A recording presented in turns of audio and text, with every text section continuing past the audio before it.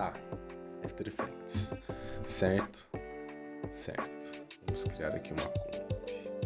Inclusive, gente, ó, eu criei essa interface aqui para uma tela 1080. Então, se eu tivesse um monitor 1080, eu ia trabalhar dessa forma. Então, como obter o After gratuito para fazer os arquivos da live? Putz, Mauri, aí você tem que ir Você tem que pegar a porta do lado. Aí você tem um naviozinho ali. Aí você faz lá. Mas, ó, se você quiser ser mais esperto do que pegar um navio, você pode baixar o Cavalry, que ele é grátis. E você consegue fazer mais ou menos algumas coisas que eu vou explicar lá. O monitor que eu uso um monitor Dell Ultra Sharp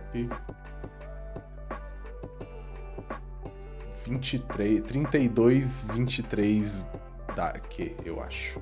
Não tenho certeza, mas é um monitor Ultra Sharp da Dell de 32 polegadas. Que ele é muito bom, eu amo ele. E é isso mesmo. Mas eu deixei ele em 1080 pra dar pra ver, né? Porque senão fica muito pequeno as coisas. Mas enfim, ó, voltando lá pra minha interface, essa seria a minha interface caso eu tivesse um monitor 1080. Então, se você quiser ser igual eu, você pode meio que copiar a minha interface.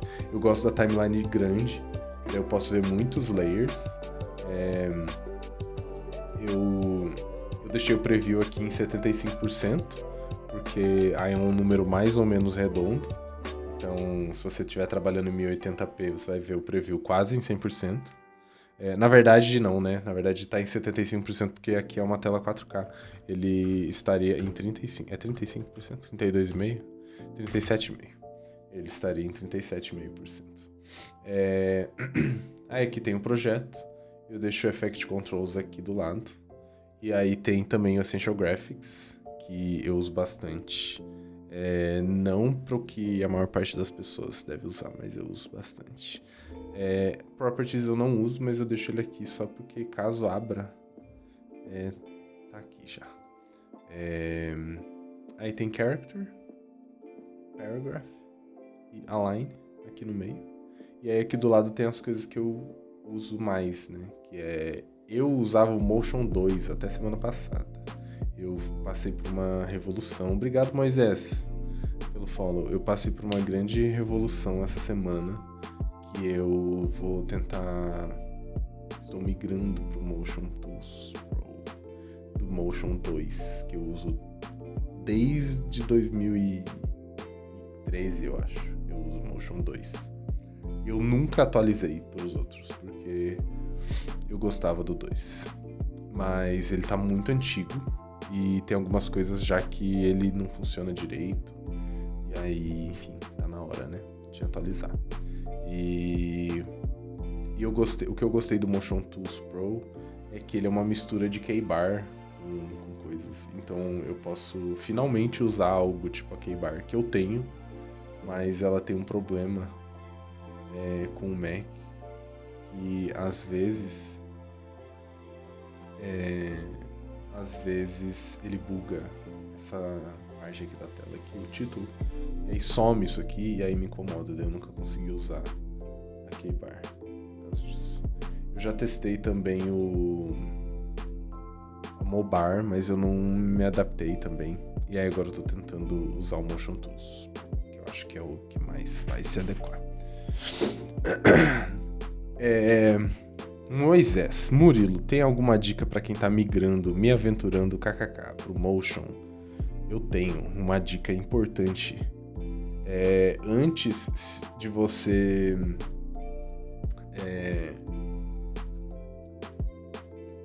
você começar a aprender direto o After Effects, tente também aprender o Cavalry. Porque se você está começando agora no Motion, você vai ter mais proficiência daqui a pouco, né? Você está começando. E daqui a pouco, eu acho que o Cavalry vai ter mais mercado do que o After Effects. No caso, isso a longo prazo, né? Mas a médio prazo, eu acho que o Cavalry ele tá ganhando espaço. Então eu sinto que quando você tiver, tipo, sei lá, 10 anos de motion, o Cavalry ele já vai estar muito além do que ele tá hoje. Então, se você tá começando agora, por exemplo, eu recomendo você também aprender Cavalry. Essa é a minha dica de ouro. Dicas de ouro. E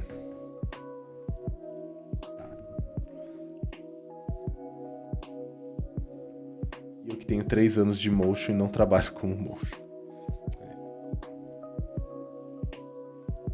Acontece. Mas tá, é a pergunta, né? Encontrei esse plugin do Flow esses dias, me apaixonei. O Flow é muito bom. Inclusive, o Motion Tools, ele tem um Flow dentro. O Motion Tools é bizarro, ele tem tudo dentro dele, né? Ele tem um Flow dentro dele, ele tem um GIF Gun dentro dele. Ele tem um Rift piorado dentro dele. Ele tem muitas coisas. Eu encontrei muito conteúdo em português. Então, Pev, vou falar a mesma coisa que eu falava há um tempo atrás. É a mesma coisa que eu falo sempre. Na verdade, eu nunca não falei isso. Que é, eu acho que é até mais importante do que saber motion para ser motion é saber inglês. Porque tem muito conteúdo em inglês de motion. E, né, trabalhos em dólar pagam melhor também. Então, assim, tem que saber inglês. Não tem que saber inglês, mas se você souber inglês, ajuda muito. Inclusive agora para aprender Cavalry, porque tem muito mais conteúdo em inglês, assim como de After Effects. Então, Pev, se você puder começar a aprender inglês, eu recomendo.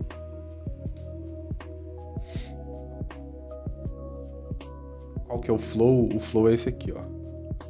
Que tem essa curvinha aqui, porque você pode salvar suas curvas aqui, e aí você não precisa ficar refazendo elas sempre. Tá, vamos lá responder a pergunta do nosso amigo aqui, do nosso amigo Lucas. A segunda que me surgiu um questionamento: qual seria a vantagem de aplicar a expressão linear, já que você espaçou os keyframes do slider e os da position com a mesma duração? Tá. Vamos ver aqui. Você comentou, continua aqui, né?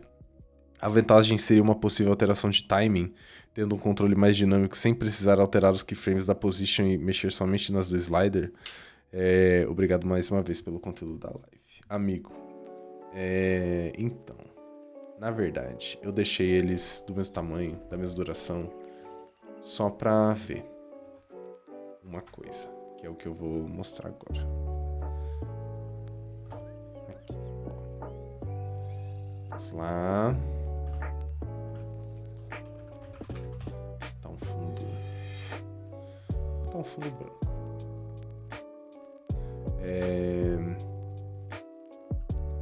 Eu tô tentando me acostumar com essa interface gigantesca aqui. Tá, eu vou botar uma estrela aqui. Não, tem algo melhor pra botar.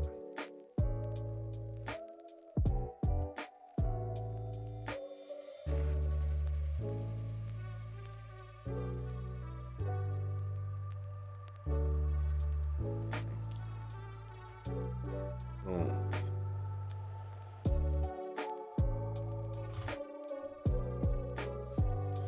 O meu logo. O Murilogo. Tá.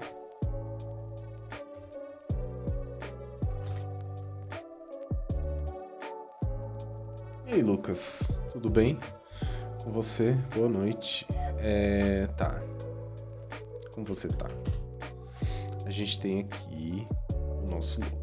E aí, vamos supor que a gente tem um movimento aqui. Vamos fazer um movimento.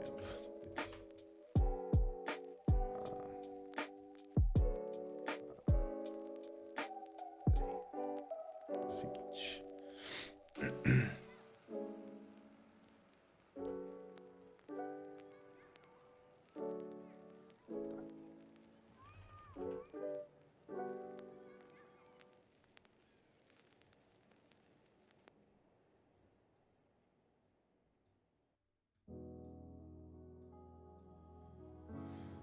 A gente tem um movimento qualquer aqui. Aí eu vou deixar esse movimento linear, né? Esses pontos lineares distribuídos de maneira linear. E aí eu vou botar o slider que eu botei lá semana passada. Certo? E aí eu vou fazer a ligação, né? Vou botar o nosso guia para uma variável chamada guide. Aí a gente vai criar uma expressão aqui, né? Que é value at time, linear, aí guide 0 100, que a gente vai fazer o guide variar entre 0 e 100.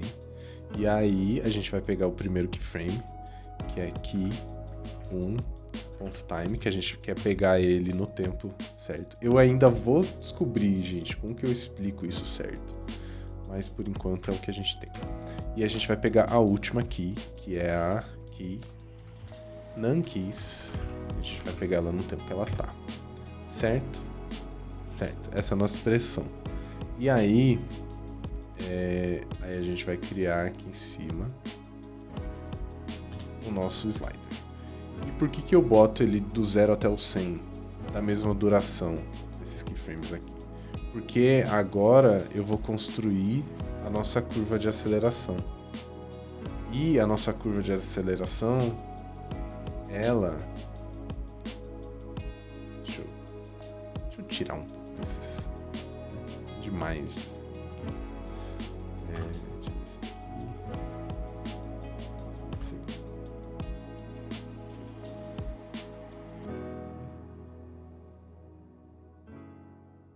Tá muito estranho trabalhar desse jeito, porque a interface do After ela não foi feita para tela retina e aí tá tudo meio pixelado. Mas enfim, ó, gente, é isso, né? Temos aqui a nossa animação. Só que eu quero controlar a aceleração disso aqui, né? Eu quero, por exemplo, vamos supor que eu quero que ele pare aqui, que coincidentemente está com o nosso keyframe, mas né, vamos supor que ele não estivesse. Vamos supor que eu quero que ele pare aqui, aí eu venho aqui, eu crio um slider aqui, eu crio um keyframe aqui, e aí vamos supor que eu quero que ele pare aqui de novo. Então eu venho aqui, eu crio um keyframe aqui. E aí, uma vez tendo isso, eu já posso deixar isso aqui, já posso guardar isso aqui. O que eu faço normalmente, eu deixo eu puxo isso aqui até pra fora da comp, pra não me atrapalhar, que daí eu nem preciso mais ver isso aqui. E aí é por isso que eu deixo ele da mesma duração, entendeu? Eu deixo ele da mesma duração para eu primeiro criar o easing que eu quero e aí depois tirar isso aqui para fora. Nesse caso é meio ruim porque ele atrapalha, a gente não consegue ver o path. Mas é por isso, entendeu? Uma vez tendo os keyframes aqui, eu posso, enfim, depois deixar maior, menor, não importa. Mas de primeira eu deixo ele com a mesma duração para eu conseguir, enfim, fazer, criar os pontos que eu preciso no lugar que eu preciso. Porque aí eu vou conseguir o ponto, no lugar que eu vou criar o ponto é exatamente onde ele tá aqui. Porque, né, se tiver aqui, é um pouco, enfim.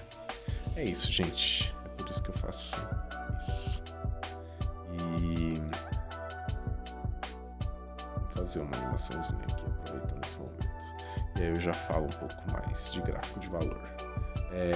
Por exemplo, aqui, se eu quero fazer o coração ele começar, ele pode começar aqui devagar, ele vai rápido aqui nessa reta, aí ele desacelera nessas duas curvas. Eu posso fazer desse jeito aqui, ele já vai fazer mais ou menos o que eu quero, né? Só que ele vai parar nas duas curvas. Ele vai parar na primeira, parar na segunda e vai terminar. Só que eu não quero que ele pare. E por que ele para, né? Se eu botar aqui o gráfico de velocidade de referência, a gente vê que quando ele tá no keyframe, a velocidade dele tá aqui, ó. Tá zerada. Aí vocês não conseguem ver por causa da câmera, né? Aqui, ó. A velocidade tá zerada aqui embaixo. E a gente consegue ver no gráfico de valor aqui, né, que a nossa reta, o nosso ponto, ele tá essa linha reta aqui, né? Porque o gráfico de valor né, ele conta o valor de acordo com o tempo. Por exemplo, nesse primeiro intervalo aqui, ó, entre o azul, essa linha azul aqui, e essa primeira linha preta, ele variou do 0 até 1, mais ou menos, não, até aqui 0,6. Então, nesse intervalo de tempo aqui, ele variou 0,6, né? Então, tipo, ele tá indo bem devagarzinho aqui, ó, ele tá subindo, mas ele tá bem devagar.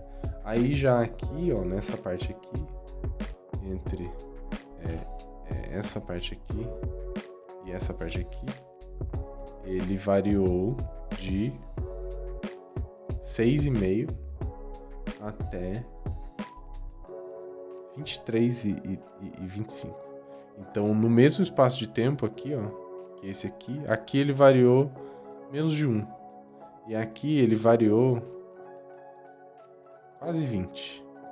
Então, tipo, ele tá mais inclinado, significa que ele tá indo mais rápido. E aí aqui, ó, por exemplo, o nosso ponto, ele tá reto, entendeu? Entre esse frame e esse frame tem uma variação muito baixa. Ó, ele varia de 36,08 até 36,15. Isso significa que ele tá praticamente parado aqui, né? E aí, como que a gente faz para ele não parar? A gente vem aqui, ó, a gente deixa ele inclinado. E aí, a gente até vê aqui o gráfico de referência, ó, a velocidade subiu aqui. Então, se eu deixo ele reto, a velocidade desce. E aí, conforme eu vou inclinando aqui, ó, a velocidade vai aumentando.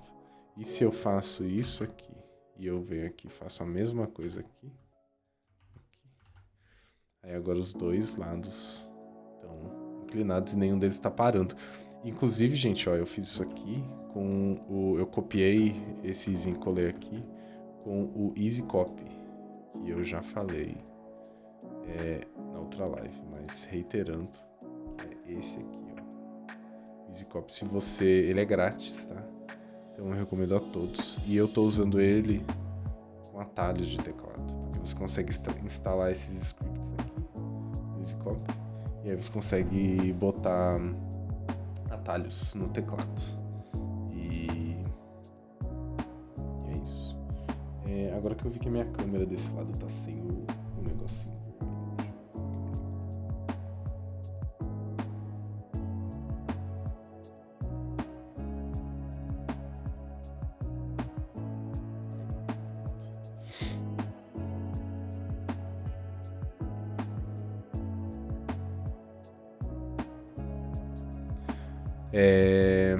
e daí, gente, ó, vou colar aqui, e aí quando eu dou o play, ele não vai parar nunca. Eu posso fazer ele do jeito que eu quiser. Eu posso inclusive fazer ele assim, ó, posso inverter, e aí ele vai ir, depois ele vai voltar, ele vai ir, vai voltar. Vai ser uma grande loucura. Olha só. E tudo isso, né, gente, com slider, fazendo isso com slider, e eu não mexi na posição. E aí, por exemplo, se você quiser mudar isso aqui, eu não quero mais essa curva aqui, você vem e deixa reto. E daí, inicialmente pode ser que dê tudo errado, porque agora a gente diminuiu essa curva. Então esses valores aqui não estão mais correspondendo aos pontos que a gente tinha, né? Porque, por exemplo, esse ponto aqui, que é onde ele parava, agora ele tá... Olha a distância que ele tá. Esse aqui também. Então, quando a gente dá play, vai cagar tudo. Mas... aí a gente pode fazer o seguinte, ó. A gente pode vir aqui, por exemplo, manipular a curva aqui. E aí vem aqui. Manipula aqui. E aí...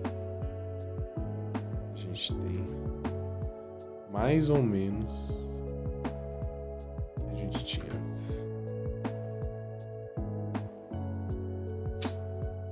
E é isso. Ai. Lucas está bem. entendeu mais ou menos. Entendeu o quê? Como colocou atalho? Então, quando você tem qualquer item do menu, você consegue criar um atalho, né?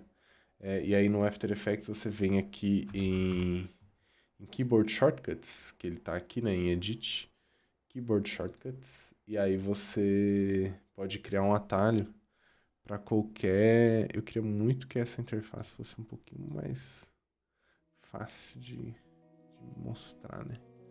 Mas enfim, ó. Aqui você consegue vir...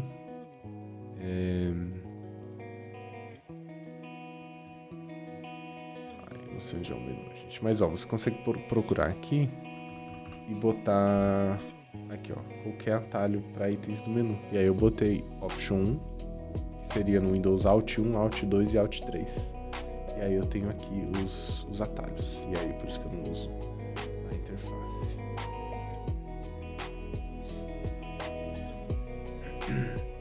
Você acha que o Ultra Sharp tem diferença comparado a outros monitores IPS? Cara... Não sei. Porque eu nunca percebi. Não, mentira. Primeiro que, né, o que seriam monitores IPS? Vamos descobrir. IPS. O Índice de Progresso Social é uma metodologia que avalia a qualidade de vida da população no Brasil. Eu acho que não é isso.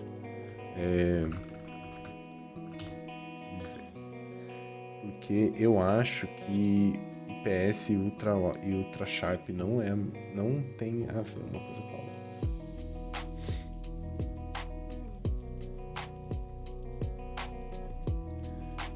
Vamos ver. Ultra Wide. Não é Ultra Wide. Ultra Sharp.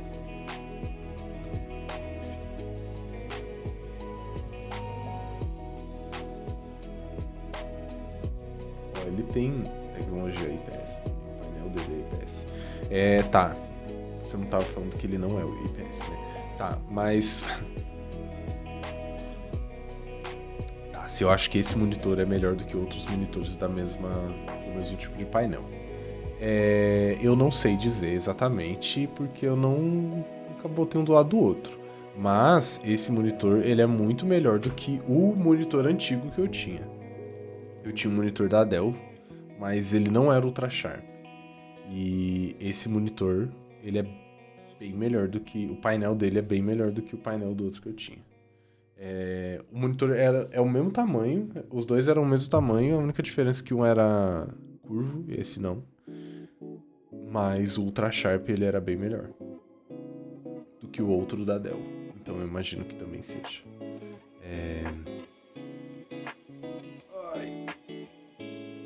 Uma coisa que eu quero mostrar, eu já sei o que eu quero mostrar. Eu já sei. Tem isso aqui. Cadê? Vamos voltar. Aqui.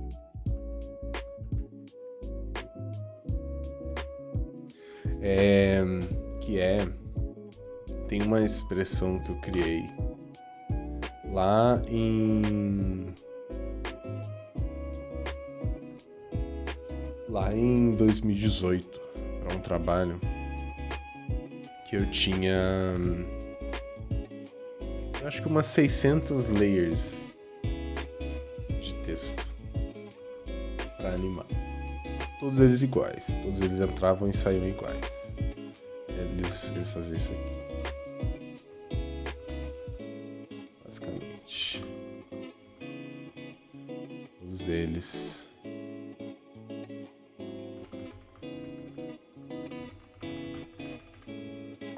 Entravam e saíam iguais, certo? Era assim. E aí a gente entra um pouco agora, eu vou falar um pouco de como que eu penso. Qual que é o meu processo. Que se eu tenho 600 layers, 600 elementos que estão animando do mesmo jeito,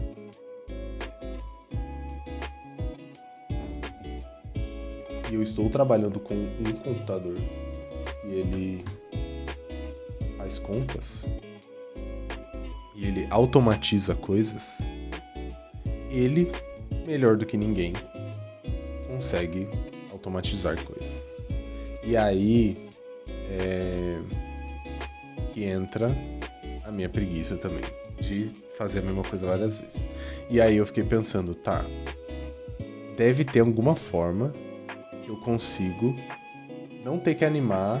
E aí, Pato, obrigado pelo follow. Deve ter alguma maneira pra eu não ter que animar esses 600 layers de texto iguais, um por um, né? E aí eu fiquei pensando. E aí eu fiquei, sei lá, 6 horas de um dia vasculhando a internet, né? Numa época onde não tinha ChatGPT. E aí eu cheguei numa expressão, depois de muito tempo, que eu consigo criar um layer guia e aí eu consigo replicar esse movimento independente, baseado na entrada e na saída do layer na timeline, né? Baseado no in e no out point. E aí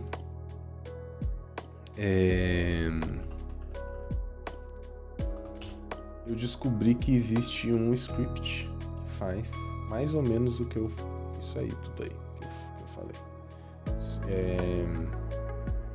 Eu descobri ele ontem, que me mostraram. Que é esse aqui. Só que aparentemente ele nunca mais foi atualizado, né? Infelizmente. Mas eu achei bem interessante isso aqui. Enfim, né? Nessa época não existia nem esse aqui. Mas é isso. Basicamente, você cria um layer master e aí ele vai ter a sua animação. E aí você pode replicar essa animação para qualquer layer que você quiser, baseado no in e no out point. Nesse caso, eu vou dar um exemplo dessa animação que ele entra e que ele sai, né? Vamos aqui. O que a gente tem que fazer? Primeiro a gente tem que separar essa animação em duas partes, né? Tem que separar a animação de entrada e a animação de saída. Aí, nesse caso aqui, a gente pode criar dois sliders. Chamar um deles de Y pos in, que é a entrada, e um de Y pos out, que é a saída. Aí a gente bota aqui os nossos keyframes. Nesse caso aqui, eu vou espaçar eles em 12 frames. Né? Então o nosso primeiro, ele vai entrar, ele vai ir de menos 100 até 0. E a saída, ele vai de 0 até menos 100. Nesse caso aqui, um tá indo de menos 100 até 0 e o outro tá indo de 100 a 0. Né? Nesse caso aqui, esse daqui de baixo, a gente tem que inverter eles. Se você selecionar eles, clicar com o botão direito, vem Keyframe Assistant, tem aqui Time Reverse Keyframes. Eu criei um atalho para ser Option 6 ou Alt 6, então eu uso esse atalho. E daí ele inverte aqui o tempo. Né? Se a gente for vir aqui no gráfico, a gente tem um slider indo de menos 100 a 0 e o outro slider indo de 0 a 100, certo? E aí, agora a gente pode fazer a ligação aqui pra gente ver como que ficou. Né? A gente vai somar a gente vai botar isso no Y, né? Então a gente cria uma expressão aqui e a gente pode somar os três valores, né? Com value mais a primeira expressão, mais a segunda expressão. Ponto e vírgula. E aí vai dar tudo errado, né? Porque a gente tem que agora botar as nossas expressões no início e no final. Botar os nossos keyframes, né? No caso. E aqui tá invertido também, né? Ele tá indo de cima para baixo. Então a gente quer que eles vá de baixo para cima. Então seria value menos y pos in e menos y pos out. E aí agora ele vai entrar e sair. Nesse caso ele tá indo linear, né? Porque exatamente quando um keyframe acaba, o outro começa. Se eu aumentar aqui o espaçamento, Aí ele vai parar e ele vai sair, certo? E aí a gente pode adicionar um easing aqui. Uma coisa que eu gosto de fazer com easing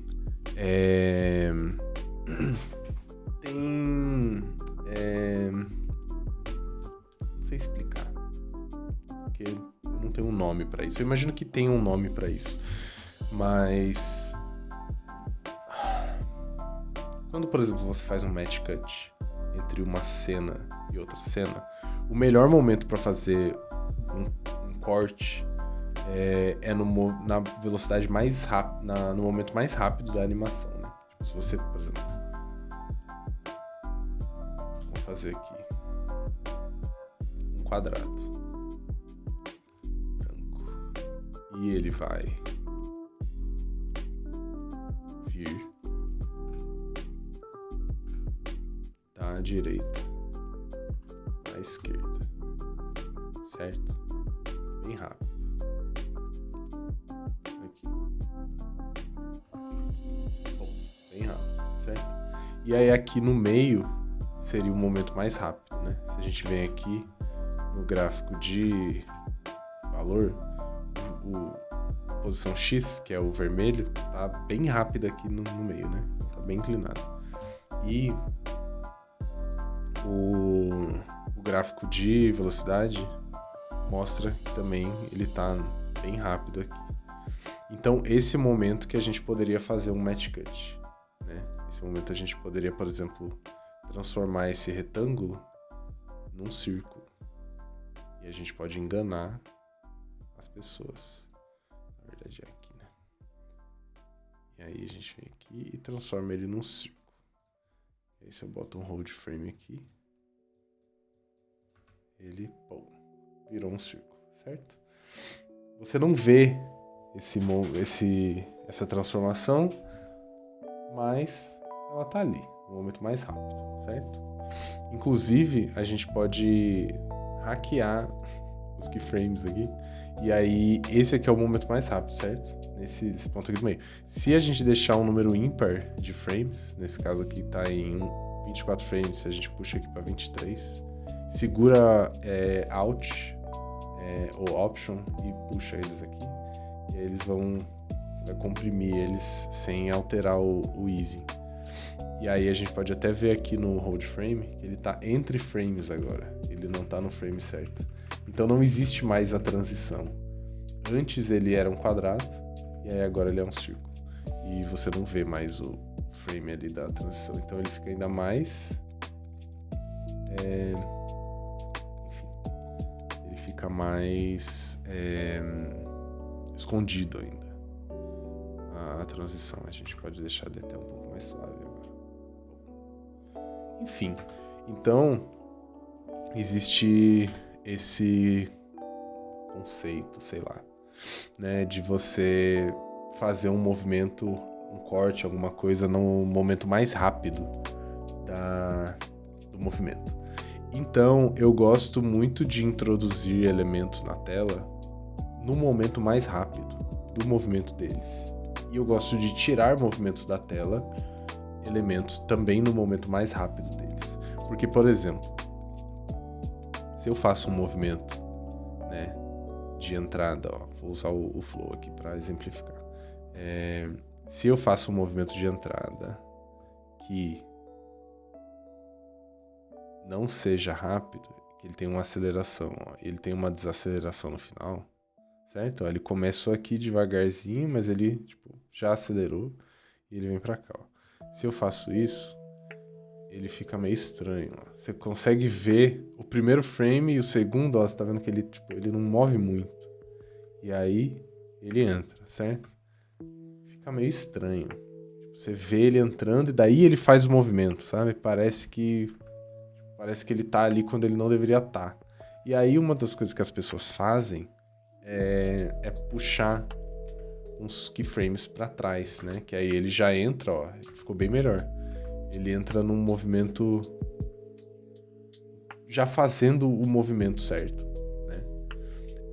Muita gente faz isso porque isso é muito comum para quem usa gráfico de velocidade, né? Você bota aqui um um valor de entrada, né, da influência, sei lá, por exemplo, 25, 75 aqui. Que no caso, no gráfico de velocidade, né, de valor, seria esse gráfico aqui. É um gráfico comum, eu vejo... Quer dizer, um gráfico comum não, né? É uma maneira comum que eu vejo do pessoal fazendo, assim, né? Você faz um pouquinho aqui, e ele... Só que aí, né, acontece isso, que quando ele entra parado, e daí ele faz o movimento. E daí o pessoal vem aqui e puxa alguns, e daí ele já fica melhor. Eu não gosto disso aqui, eu acho meio estranho. Isso aqui, esses keyframes pra trás aqui.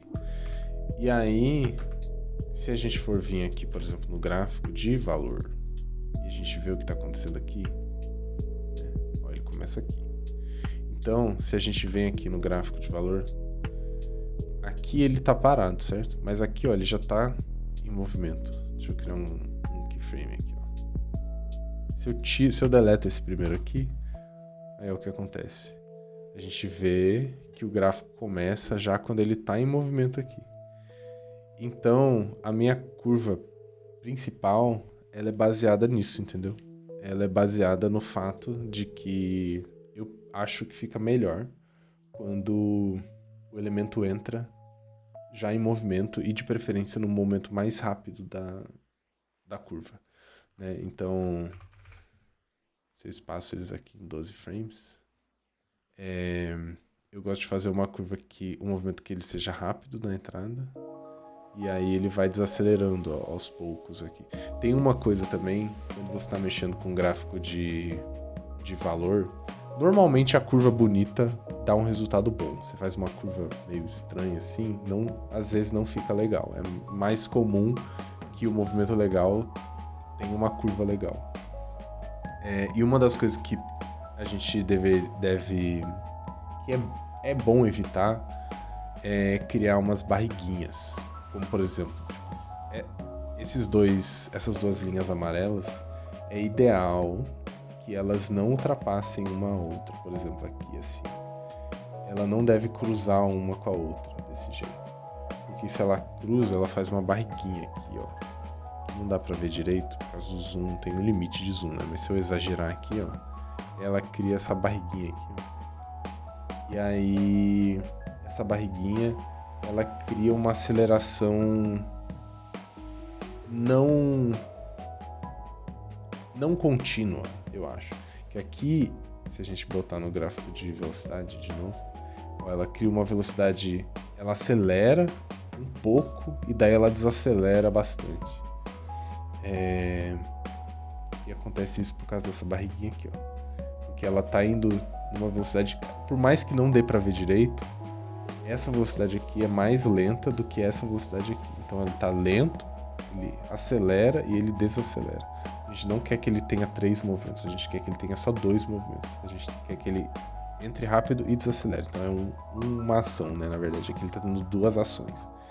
Então quando a gente tira a barriguinha, ele não faz mais esses 2 movimentos. Se a gente volta no speed graph, ó, ele não vai mais para cima, então ele não acelera para depois desacelerar. Ele entra rápido e só vai desacelerando. E a mesma coisa aqui, né? Aqui é um pouco diferente, que na verdade ele pode fazer um overshoot, né? Agora ele vai entrar e ele vai passar um pouco e daí ele vai voltar. Então isso aqui, essa barriguinha é um pouco mais ok. Mas quando isso acontece, eu evito, o que eu faço, eu crio um keyframe novo aqui. E daí, ó, eu consigo controlar melhor o que está acontecendo. Então daí acaba que às vezes eu faço isso aqui. Eu boto um keyframe a mais no ponto mais alto. Que daí eu consigo também controlar o ponto, né? Às vezes eu quero que ele faça um overshoot grande. Enfim, é isso que eu faço. Eu evito as barriguinhas. Enfim. E outra coisa também, né? Que é bom é não torar a velocidade aqui no começo. Porque tá vendo que aqui, ó, desse ponto aqui que é um frame, até esse ponto aqui, que é outro frame, ele tá movendo muito.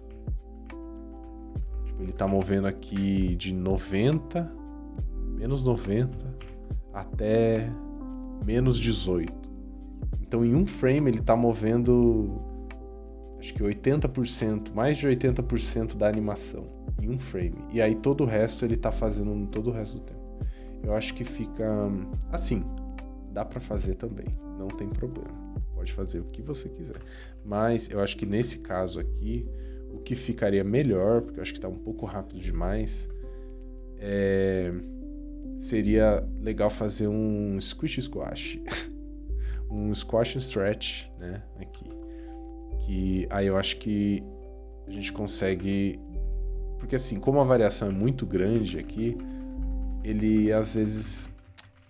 Eu não sei explicar, mas ele dá uma piscada, é como se ele piscasse aqui, porque tipo, a informação se move muito rápido e aí o nosso olho ele não consegue criar o blur que precisa para ter, para tipo, você conseguir acompanhar esse movimento. Então ele é como se o frame pisca no primeiro lugar, ele some e ele vai para o segundo lugar e daí ele continua o movimento. Ele não fica contínuo. Então, para evitar isso, em curvas muito acentuadas, né, aqui, uma coisa que dá para fazer é dar uma esticada nele. Nesse caso aqui seria bom também dar uma... Acho que aqui tá bom. Porque agora, assim, aqui tá distorcendo ele, né? Seria bom dar uma esticada sem distorcer, mexendo no path e não no scale, mas enfim. Aqui, ó, a gente pode ver que a variação da parte de cima, do primeiro pro segundo, ó, isso aqui é com o stretch. Sem o stretch, olha o tamanho da variação. É quase metade do coração aqui, nessa variação. Então, se você quer fazer um negócio super rápido, dá pra fazer isso aqui, ó. Assim, nesse caso, acho que até ficou legal. Ainda assim, eu acho que tá demais. Mas, eu acho que já fica um pouco mais interessante. Aí, pelo menos, você consegue ver. Eu acho que seria mais legal daí, no caso, fazer pelo menos alguns frames, né? Aqui. Daria pra fazer até copiando o mesmo easy, eu acho. Aqui, ó. E aí, você consegue... Você vê, tipo, ele distorcendo. Ele tava tão rápido que ele distorceu até. E aí eu acho que fica um movimento mais legal. Se for pra fazer algo super rápido. PV Sounds, ligando o Motion Blur não ajudaria? Então, cara, o Motion Blur é uma coisa que eu sinto que boa parte das pessoas começa usando, mas depois... as pessoas param de usar. Deixa eu ver aqui. Por que o meu Motion Blur não está ligando? Por que o meu Motion Blur não está funcionando? Ah, tá. Eu não sei. Por que o Motion Blur não está funcionando? Vou usar o CC Force Motion Blur, que pelo menos ele funciona. Aqui, ó. O Motion Blur... ele cria isso aqui, ó, tá vendo? Ele cria cópias, né, do shape. Eu posso, obviamente, orar aqui o CC Force Motion Blur e aí ele dá uma suavizada, né? Só que a gente nunca vai renderizar isso aqui com essa qualidade, porque nesse caso específico, beleza, né? Ele é um frame só. Mas eu acho que fica meio... Eu não sei, sabe? Tipo... Eu acho que o Motion Blur ele funciona melhor quando você está trabalhando com algo que tenha textura. Porque quando é uma parada flat, né, nesse caso aqui, é tudo... Não existe gradiente aqui, não tem mudança sutil de cor. Ou é branco ou é vermelho. E aí quando você usa o Motion Blur, você introduz mais cores, você introduz um gradiente, né? E aí eu acho que ele quebra um pouco com o mundo flat. Eu acho que assim, pra tipo uma coisa, sei lá, uma foto, uma coisa que tá se movendo, daí eu acho que não é um problema. Mas eu não gosto de quebrar mundo flat com gradientes através do motion blur. Mas é uma questão puramente estética. E aí o que eu prefiro fazer, né, é um motion, um squish squash, que seria um tipo de motion blur, só que ele é sólido, né? Ele continua na mesma estética. Ele não mistura duas coisas. Você usou bastante isso nos projetos do Valorant, né? Sim. Então, o Valorant, né? eSports, então tem que ser rápido. Não tem que ser, né? Mas pra combinar com o produto, né? Que é o jogo de ação, eu acho que a comunicação rápida, ela é o que combina. Então, sim, usei bastante. Eu gosto, eu acho divertido, mas é isso, né? O que eu faço normalmente, se eu quero que algo seja muito rápido, eu começo a distorcer. Porque aí eu acho que você consegue vender mais a ideia de que é rápido sem ficar visualmente, né? Tipo, deixa eu tentar botar. Eu não sei quanto que fica bom na live a transmissão. Então eu não sei o quanto tempo como que exatamente que dá pra ver isso aqui, mas um tem a distorção e o outro não. Um parece que tá meio travado e o outro parece que tá rápido. Cavalieri, desculpa, não sei se você ainda tá aí, mas boa noite, amigo. Obrigado por aparecer. Essa live vai ficar salva no canal do YouTube. Então, é isso. Se você quiser terminar ela depois, fica à vontade e descanse em paz. Tá? Que eu sinto que agora eu vou ter que começar a explicar, que é o meme. Na minha primeira live, a primeira pessoa que foi embora, eu falei descanse em paz. E aí, é assim que eu me despeço das pessoas.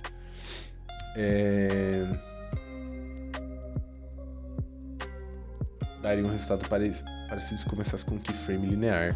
Eu não lembro o que estava acontecendo naquele momento, mas se você quiser que eu comente, você poderia falar novamente, que aí vamos ver.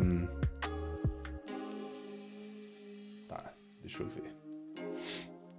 Outra nice dick, essa do stretch, hein? Então, são conceitos básicos, né, de animação tradicional que se aplicam no motion design também, né? Eu acho que às vezes a gente não percebe esses detalhes. Tipo, na minha opinião, são esses detalhes aqui que fazem a diferença toda no resultado final. Porque é tão rápido, entendeu? Tipo, é 2 frames praticamente que você vê bastante da distorção. Só que faz toda a diferença esses 2 frames para a percepção do movimento. Eu acho que é primordial esse começo para a percepção do movimento. Mas, enfim. Dependendo do formato do objeto, aconselho usar smear com ecos? Sim. Vamos botar aqui um eco. Que também o Fiuza comentou ali, né? Do Minimax e do eco. Sim, você pode usar um eco. Dá um pouco mais de trabalho, né? Porque tem que, enfim, configurar ele aqui. Só que ele funciona também um pouco diferente, né? Ele duplica, né? O nosso objeto. Então às vezes ele fica meio grosseiro, mas ele funciona também. E tem uma questão que, tipo, ele não funciona no primeiro frame, né? Daí você tem que vir aqui e botar, porque ele não tem nada antes, né? Então você tem que botar um looping aqui. O looping contínuo, aqui, ó. O looping contínuo, ele vai fazer isso aqui, ó. Ele vai fazer ele continuar ele vem do infinito e ele chega aqui, né? E aí o eco vai funcionar no primeiro frame. Mas a gente pode deixar algo assim, por exemplo. Só que ele funciona, é um resultado diferente, né? eu acho que nesse caso mesmo... vamos ver aqui. Aumentar, ó.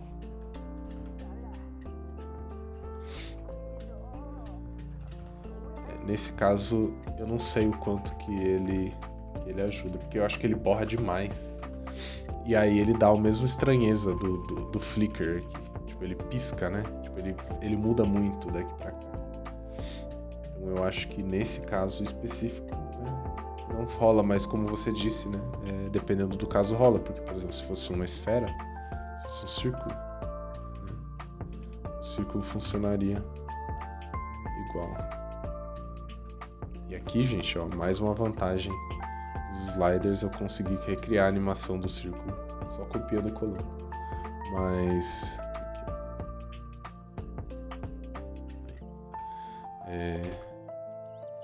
vamos botar o eco nesse. Aqui. O círculo funciona perfeitamente, porque ele já é cheio, já é preenchido, né? No círculo eu diria que funciona até melhor o eco, porque se eu venho aqui, eu duplico ele, e eu tiro o eco, e eu boto o scale, ele não vai ficar tão bom. Acho que eu não vou conseguir copiar no scale, mas se eu faço assim, ele distorce, né? Ele vira um ovo. Assim, também dá certo, mas eu acho que no caso do círculo ele talvez funcione melhor o eco. Mas enfim.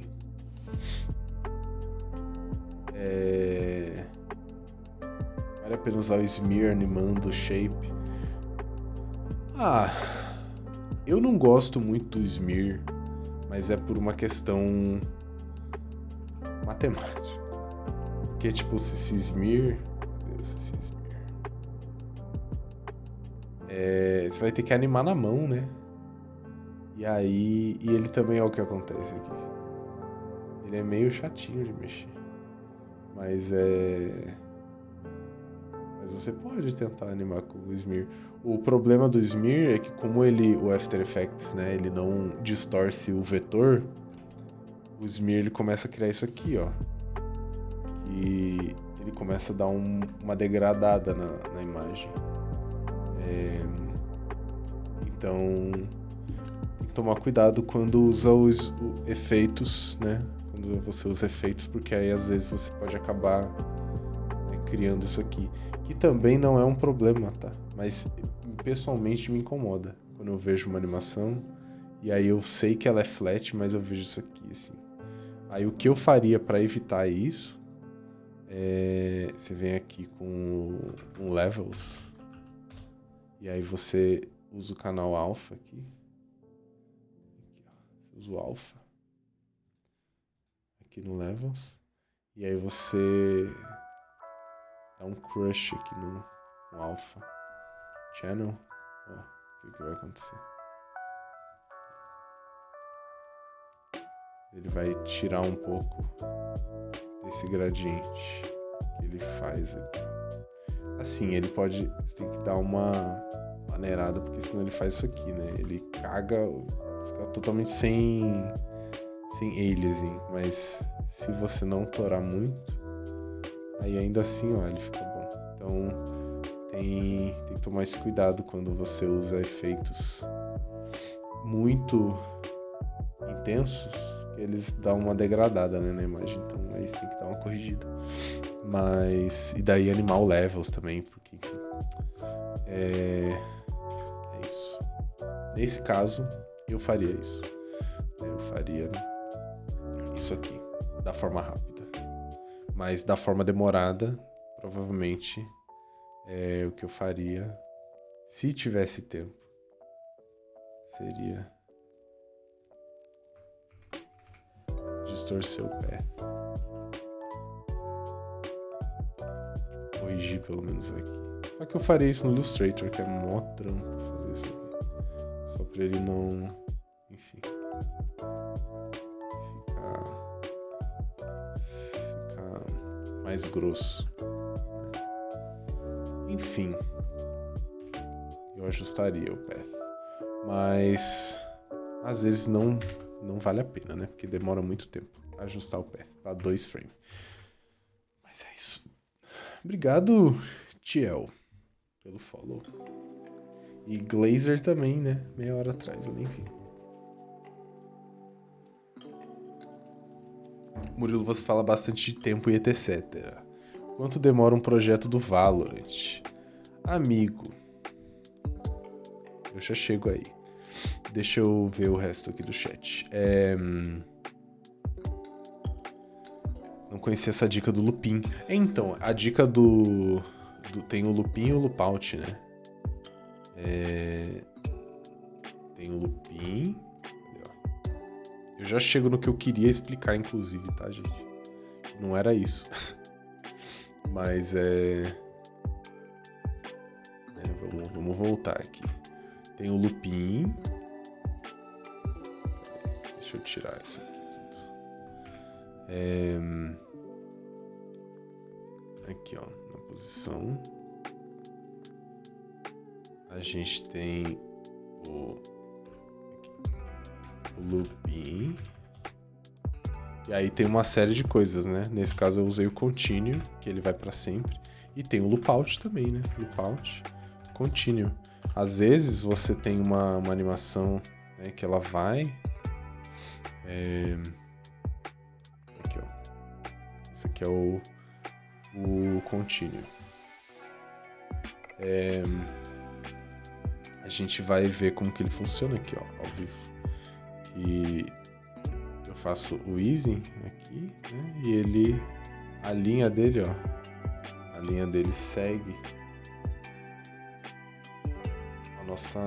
o ângulo da inclinação da aceleração, né? Isso aqui, esse ângulo aqui é a velocidade, né? Então a velocidade aqui tá indo de 200 e... Não, ele não fala aqui a velocidade, né? A velocidade ele fala aqui. Ó, pode ver que ele acelerou, e daí ele fica numa velocidade constante aqui, ó. Ele tá indo a 580 unidades por segundo. Né? E aí tem aqui os dois, né? O Lupin. Cadê o Lupin? Aqui. O Lupin entrando e o Loopout saindo.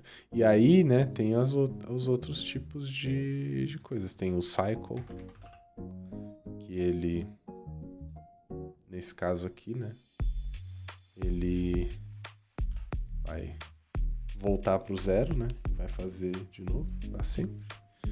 Tem o Offset, que ele vai pegar o primeiro ponto e vai começar ele onde a gente parou, né? Então ele vai indo para sempre, assim. Ele vai fazer o offset. Vai pegar e deslocar ali. Então ele vai indo para sempre. E tem também o ping-pong, que aí é o modo boomerang do Instagram. Ele vai e vem para sempre. A escala do início deixa tão satisfatório o movimento. Eu tenho evitado o eco porque acho pesadinho. Às vezes substituo por minimax. Então, o eco é bem pesado mesmo. O eco é foda.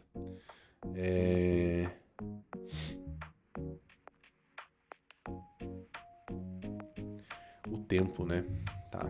Vamos falar do tempo. Então...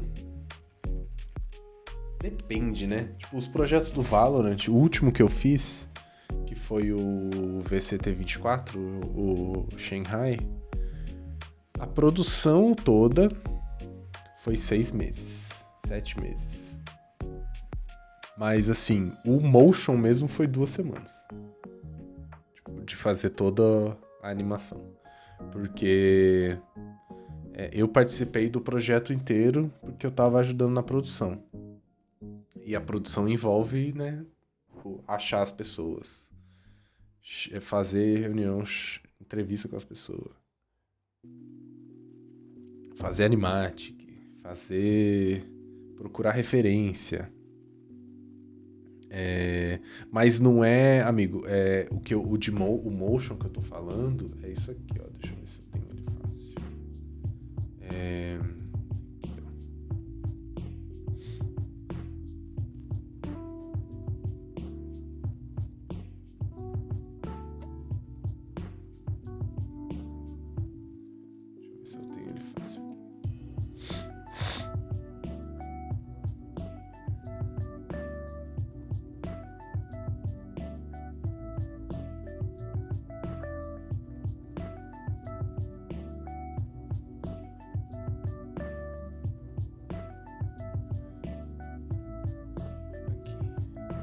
eu não sei se vai abrir.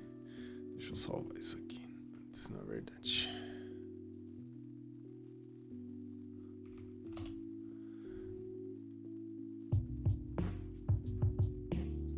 Vamos ver se vai abrir. Olha, abriu. Não tem nada faltando. Assim, eu acho que na verdade esse aqui, putz, tem umas coisas missing. Putz, tem muita coisa missing. Enfim, vai ficar missing mesmo, porque não tá baixado. Tá, esse aqui realmente talvez ele... Eu acho que ele demorou um pouco mais. Porque, assim, pra fazer os primeiros testes, tipo, a primeira versão foi meio rápido, na verdade. Deixa eu ver aqui no... Deixa eu ver no... timestamp aqui. Não, tem aqui o Animatic. Nossa, o Animatic que a gente fez, começou a fazer ele em novembro do negócio. Mas os primeiros motion tests, que foi na verdade tipo, os testes dos efeitos que eu ia fazer, foi essas coisas aqui, ó. Isso aqui, a gente começou a fazer isso aqui em fevereiro. Isso aqui é de 7 de fevereiro. Basicamente testando os efeitos ali em cima do negócio. E aí, o motion mesmo, deixa eu ver aqui. Ó, isso aqui foi o tipo, V1 da parada.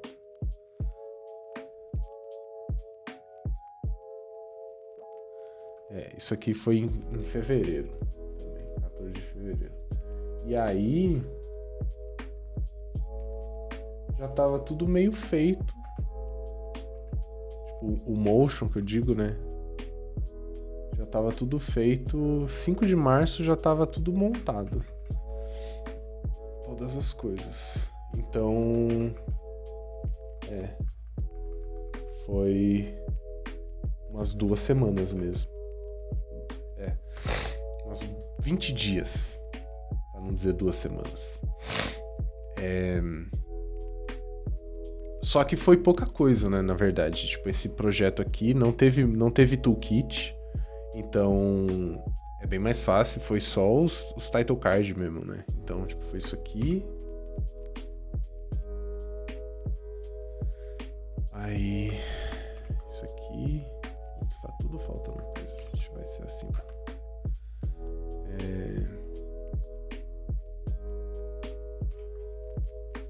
Isso aqui também. Nada. Isso aqui não vai ter nada também. Aí. Isso aqui. E eu não fiz sozinho, tá? Tipo, isso aqui é a minha parte, mas tem, tipo, foi feito outros testes, no caso. Foi algumas pessoas que montaram e aí, tipo, eu só organizei isso tudo e padronizei, né? Na mesma... Pra ficar, tipo, a mesma vibe, tudo.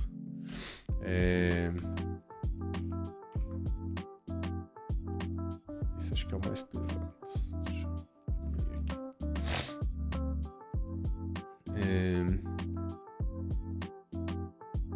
Mas foi isso, assim. Tipo, isso é tudo quase. Não teve muita coisa de motion nesse projeto. Então, foi isso, assim. Foi 20 dias pra fazer isso aqui, essa parte. E, tipo, testar os efeitos e montar tudo, assim. Enfim. E daí pro cliente destruir tudo, né? Sempre tem essa parte que o cliente destrói tudo que a gente fez. Mas é isso, assim. Então, por exemplo, agora eu tô num projeto da Adobe com a Hornet, que são acho que 3 vídeos de 30 segundos e aí 2 cutdowns para 15, não, um cutdown para 15 de cada. E aí são 7 semanas, eu acho. E aí são 7 semanas de animação também. Porque daí tudo tá acontecendo ao mesmo tempo, né? O design, a animação. Então, aí são 7 semanas. Mas é que o Valorant, realmente, esse último foi um projeto que o motion foi bem leve, né? Mas um projeto de motion mesmo, como esse que eu tô fazendo agora, aí demora um pouco. Mas também, né? Tipo, cada caso é um caso. Então, sei lá. Tem de tudo. Eu já animei 2 minutos e meio em 5 dias. Então, varia. Eu gosto de ser rápido porque, sendo rápido, né? Sendo eficiente, você consegue aumentar o valor da sua diária, né? Tipo, porque você está agregando valor àquilo lá. Então, eu tento ser rápido e eficiente porque justifica o preço. Mas e também porque aí eu posso dar uma descansada, né? Eu não preciso fazer tudo me matando, trabalhando o dia inteiro, sendo que eu posso fazer na metade do tempo e descansar um tanto. Então eu gosto disso, eu gosto de fazer as coisas rápido, porque daí eu dou uma descansada. Você participa do Promovídeo além do Toolkit? Em que sentido? Tipo, de desdobrar isso? Porque o que eu faço, na verdade, quando eu fazia, né, os trabalhos do Valorant, o que a gente fazia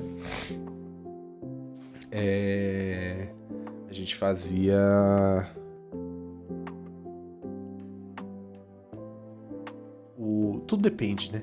Mas a boa parte deles, a gente fazia o vídeo, né, principal, e aí um certo nível de toolkit, né? Eu acho que um mais específico de toolkit que eu fiz foi o Worlds, né? 2023 do LoL, que a gente fez.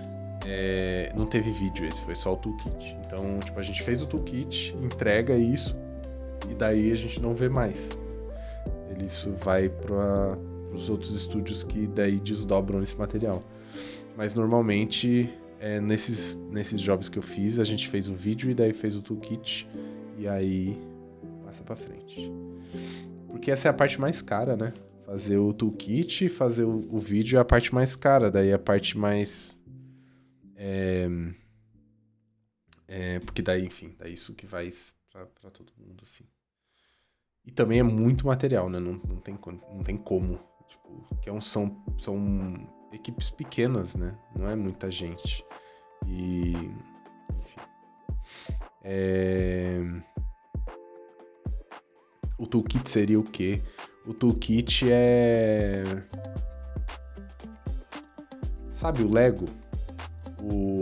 Existe a caixa de Lego, que vem o pacotão e um monte de peça solta. E tem o kit que você monta pronto já. O toolkit seria o kit que você monta pronto. A gente dá as peças todas já no lugar certo.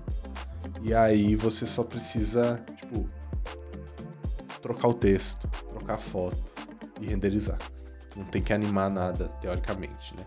Muitos toolkits, na verdade, eles são mais uma referência, né? Tipo, a gente dá exemplos de como poderia ser montado uma tela de título, um lower third, e aí isso é usado para depois ser adaptado para qualquer outro tipo de tela que a pessoa precise fazer. É tipo um template, é exatamente isso.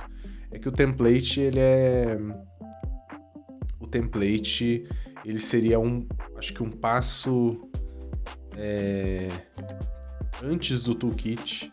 Tipo, o template, você não cria coisas novas com ele, né? Tipo, assim, é difícil explicar, mas tipo, o template seria mais pra você já tem todos os materiais prontos, você só troca o texto. O toolkit, você usa ele pra criar novas coisas também. O template também, mas enfim, essa analogia tá indo pro caralho.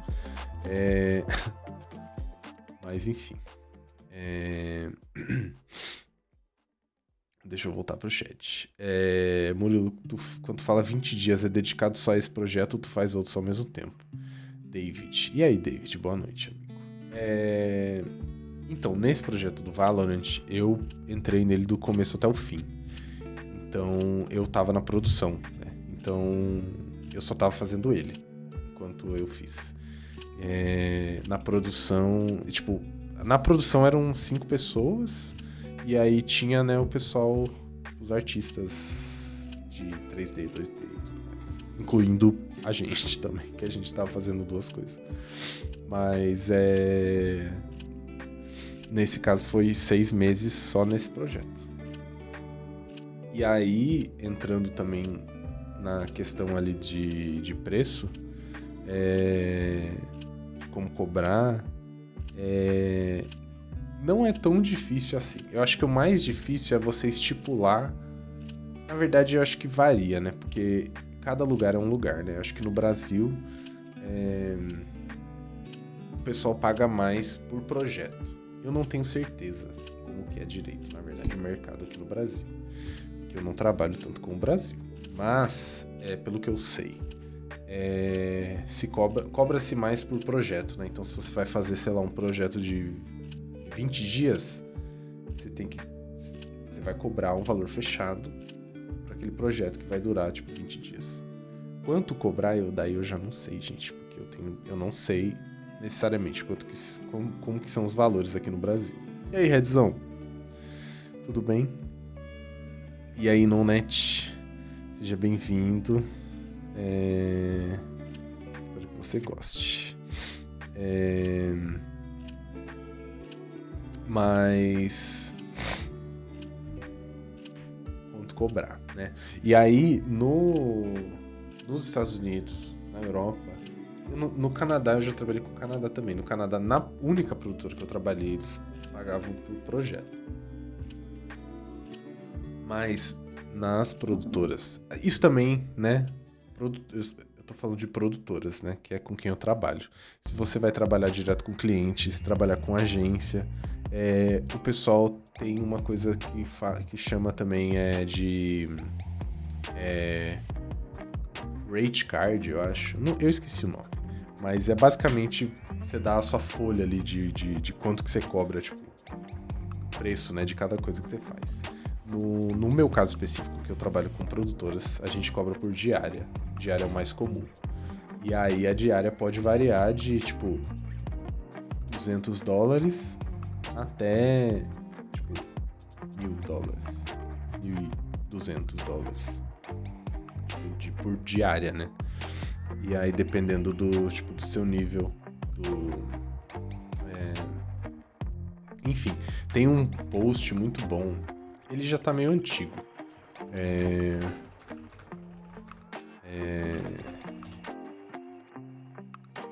Cadê aqui?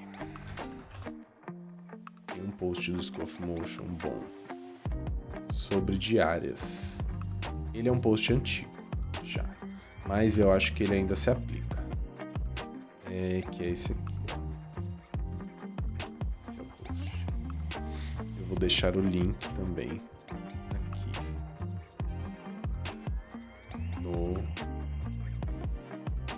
inclusive, galera, eu vou salvar esse link aqui, depois eu vou botar no YouTube. Tá. Eu vou pegar o outro link também que eu mandei aqui no chat. E depois isso não... Eu vou falar, eu mandei o link, mas aí tipo, não tem o link pra pessoa baixar.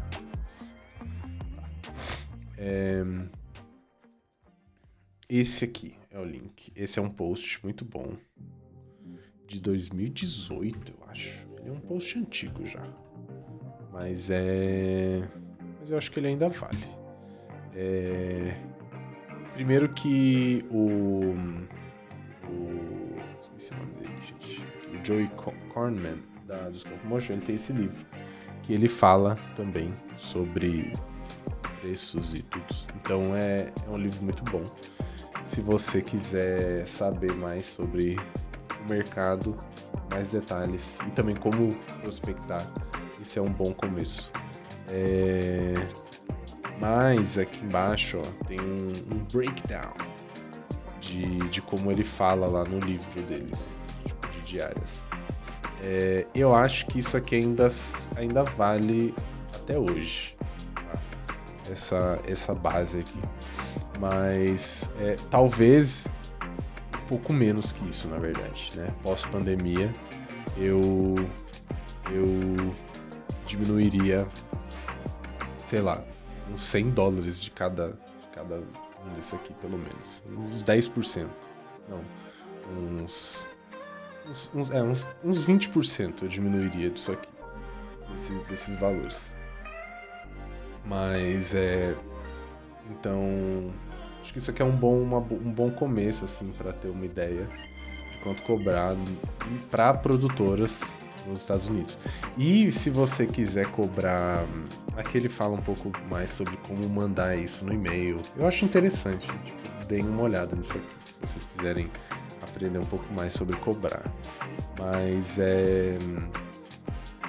E aí, por exemplo, o que eu posso explicar sobre quando não ser diária é como que eu faria, né? Tipo, vamos supor que você quer ganhar, né? Tipo, se você for para estipular sua diária, né? Uma coisa que ajuda também. Vamos supor que você quer, sei lá, você quer ganhar R$10 mil por mês, né? Um motion. Só que você é freela. E sendo freela, você não pode contar que você vai trabalhar todos os dias, né? Então, vamos supor que você quer ganhar R$10 mil. R$10 mil por mês. Aí, né, se você trabalhasse 20 dias no mês, que é mais ou menos, na verdade a média é mais ou menos de 22. Para você ganhar R$10 mil no mês, você teria que ter uma diária de R$454. Para você ganhar R$10 mil trabalhando 22 dias no mês, que é praticamente todos os dias. A vida do autônomo não é tão simples assim, né? Então não são todos os dias que a gente trabalha. Então, o que eu gosto de fazer é diminuir isso aqui pela metade. Então, tipo, vamos supor que, pra ficar mais fácil, né?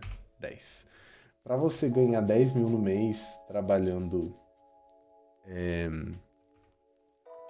sendo autônomo, para você trabalhando 10 dias no mês, que é a metade do mês inteiro, né? Então 2 semanas de trabalho, você teria que cobrar R$1.000 a sua diária. Então, isso acho que é uma base que dá para se usar.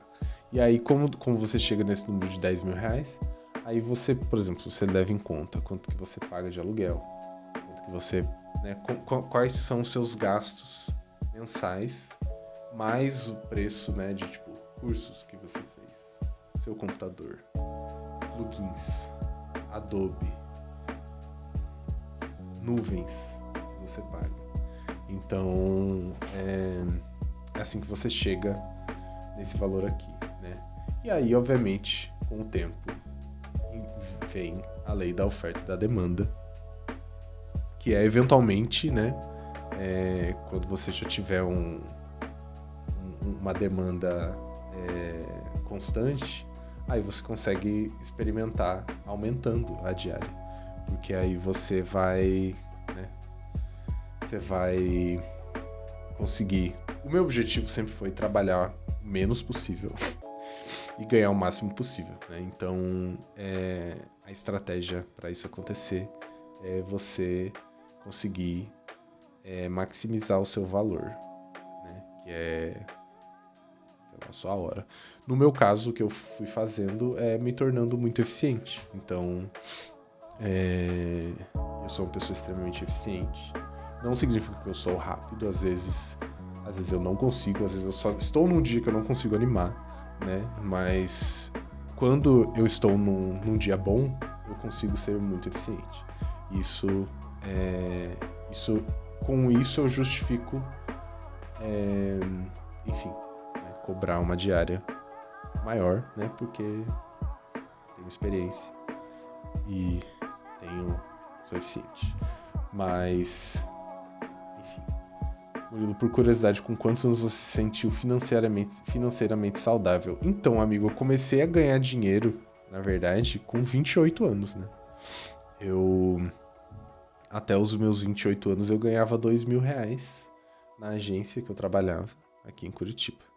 E aí, quando eu comecei a trabalhar pra fora, aí eu comecei a ter um pouco mais de estabilidade. que foi quando eu tinha 28 anos. Mas aí demorou mais uns anos, na verdade, para eu começar a ter estabilidade, porque tipo, eu tava no zero. Na verdade, eu tava um pouco no negativo, né? Então, primeiro eu precisei chegar no zero, e aí depois eu fui fazendo uma reserva.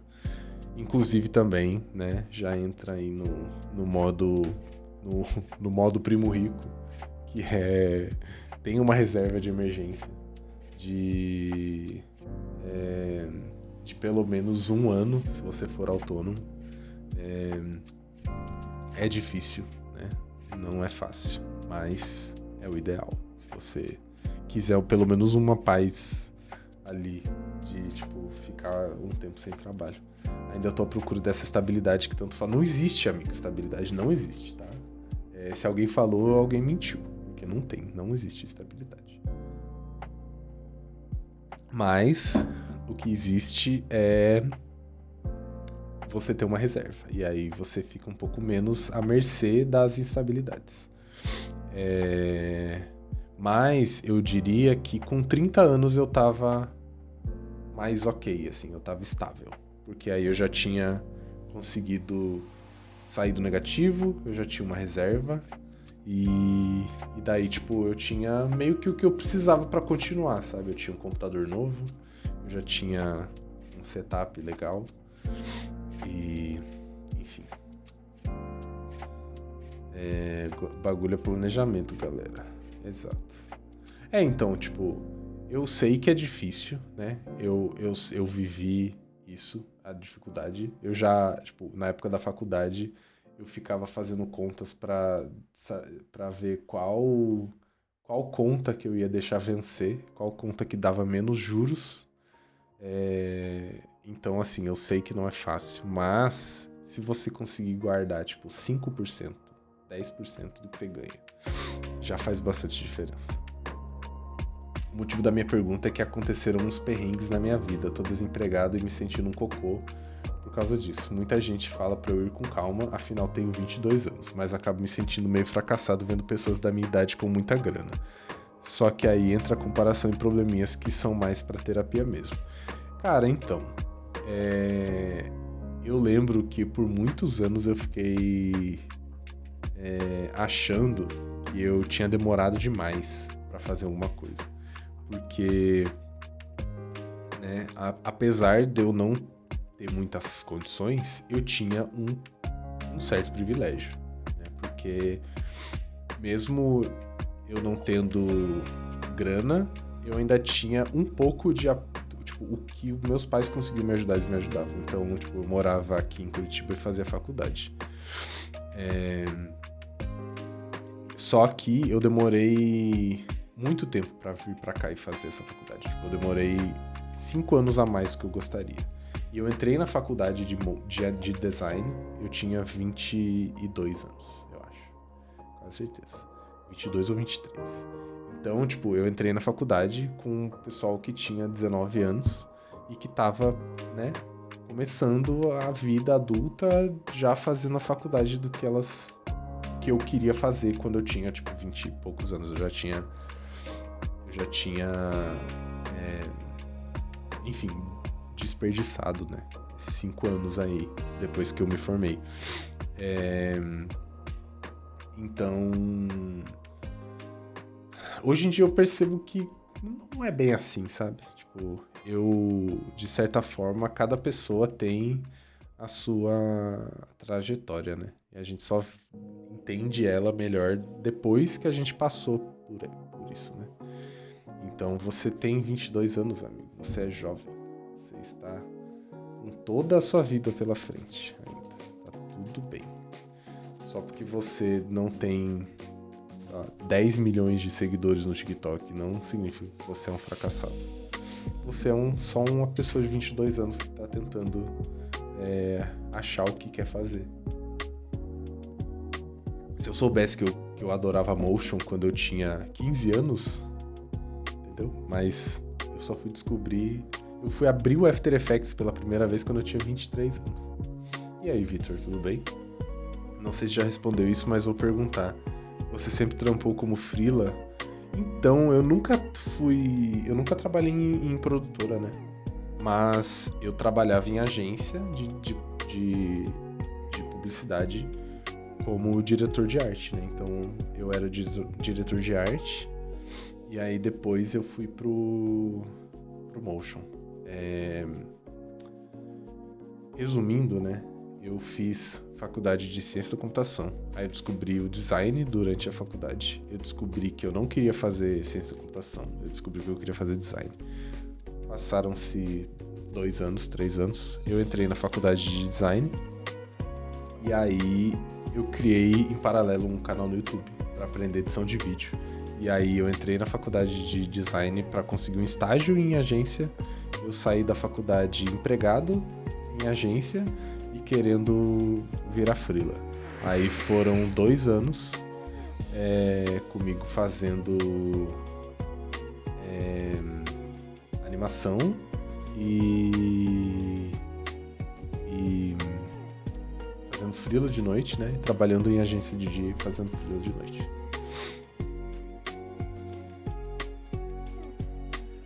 Mal cheguei e já tô mamando. Vitor.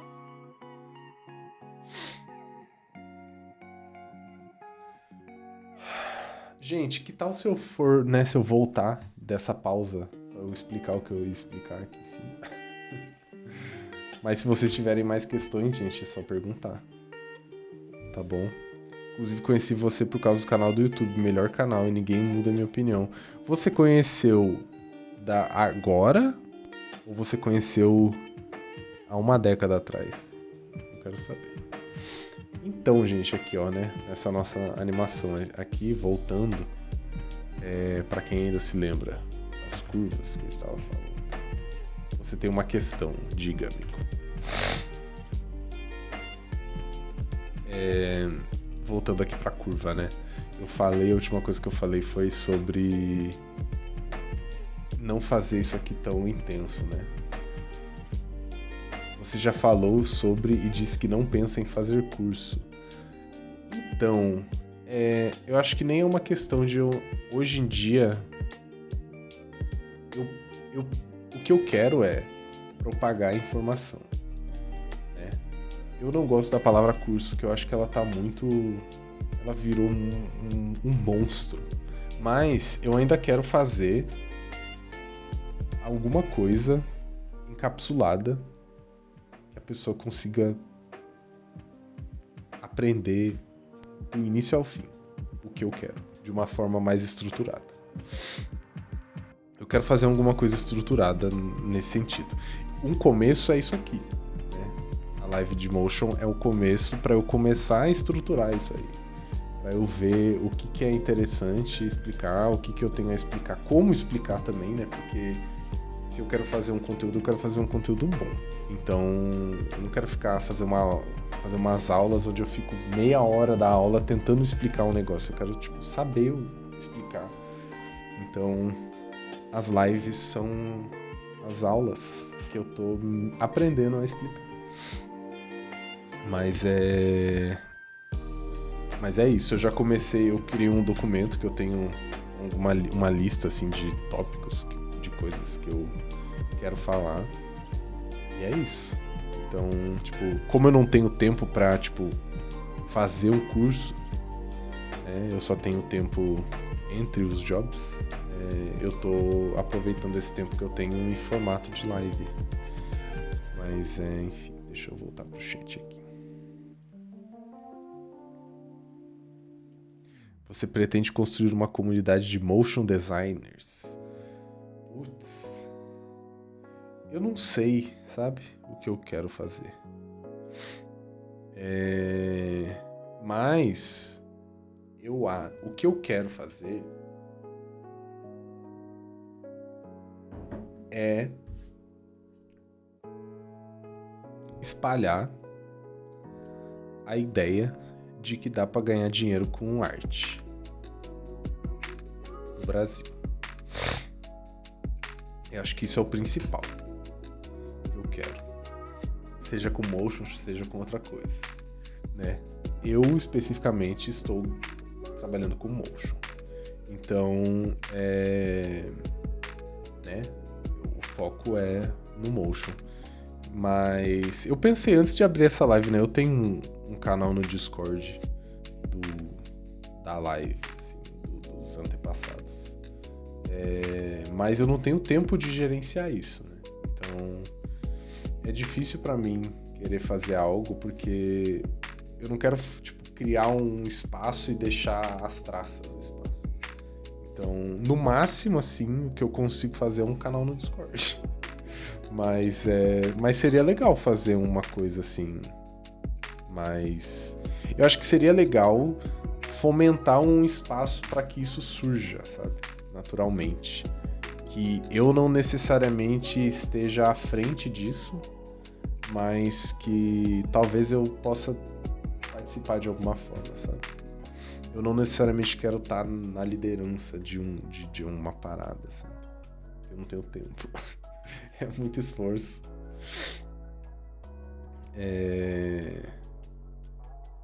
Mas é isso, assim, eu acho que eu quero, tipo, abrir um espaço para que isso aconteça naturalmente.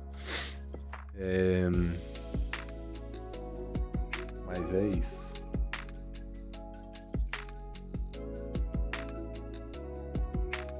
Te conheci há uma década, inclusive cheguei a trocar ideia contigo no Insta por causa da minha curiosidade sobre a situação do varal. Nossa, varal do Shediac.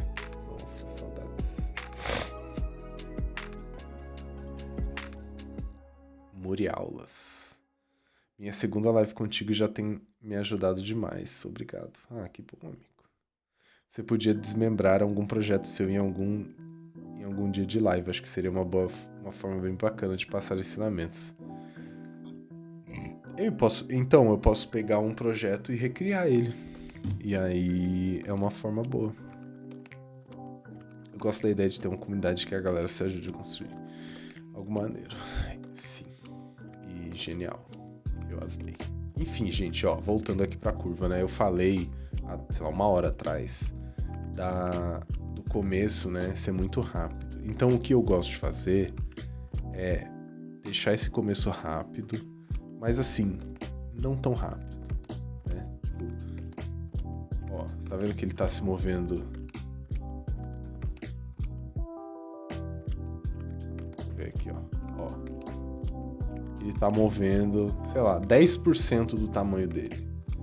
Então, acho que isso aqui é um valor bom, pra não dar aquela sensação de piscar na tela, sabe? Pode ser até um pouco mais, assim, não precisa ser tanto. Mas, ó, tá vendo que essa curva agora, ela tá um pouco inclinada, que ela não tá tão dourando pra cá. Então é isso, ó, ela dá uma entrada um pouco mais rápida, então um pouco menos intensa, assim. Então você consegue ver, ó, ele entrando, mas ele não tá assim destruindo tudo pela frente, sabe? Nesse caso aqui, eu acho que ainda assim ele tá entrando muito no sentido de, na verdade aqui tá errado, né? Que seria menos 100. De qualquer forma, né?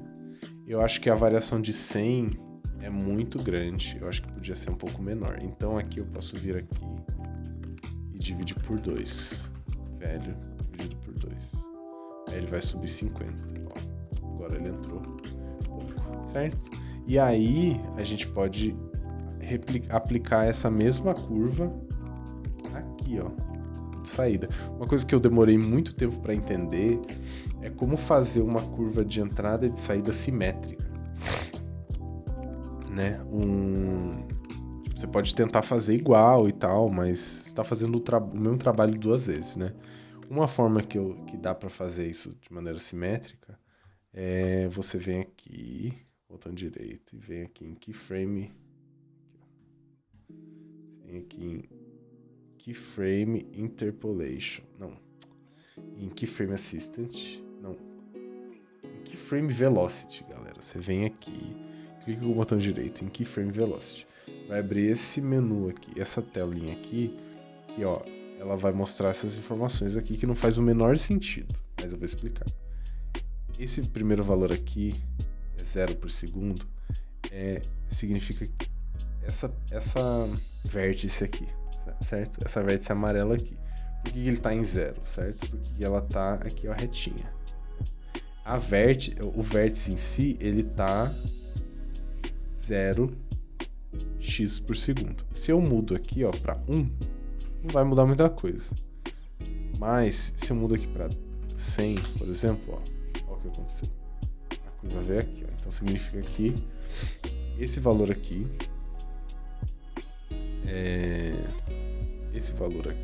o After Effects não está me deixando. Momento Adobe, galera.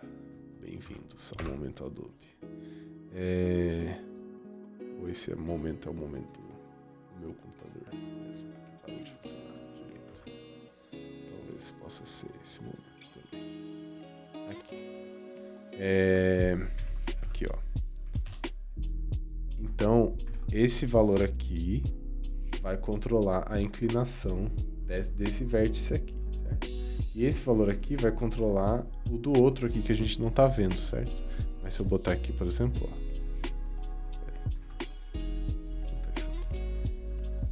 Ele não vai fazer nada, porque não tem nada depois. Não tem nada depois, gente, mas se tivesse, ó. Aí, esse outro aqui ia controlar esse daqui, certo? O próximo. Enfim. É isso. Com o Keyframe Velocity, a gente consegue espelhar. Dá trabalho, não é o ideal, mas nativamente essa é a maneira, sem precisar copiar, colar e flipar o negócio, né? Você consegue fazer, copiar e colar exatamente o valor que você precisa. Por exemplo, isso aqui a gente arredondar para 75. A gente vem aqui, né, no primeiro, e aí a gente vai colocar aqui, ó, 75 vai ser desse lado aqui, ó, que é o outgoing. Tem aqui, ó, incoming velocity, que é a velocidade que entra, então sempre vai ser as hastes da esquerda, e o outgoing sempre vai ser os da direita. E aí, né, por exemplo, a gente pegou a influência desse aqui, né? Que era 75, a gente colocou aqui na influência desse aqui, que também é 75. Aí agora a gente precisa copiar esse aqui, que a influência dele, no momento, está em 1468. A gente pode arredondar aqui para 1500, certo? E a influência dele está 12.9, a gente pode também arredondar para 12,5.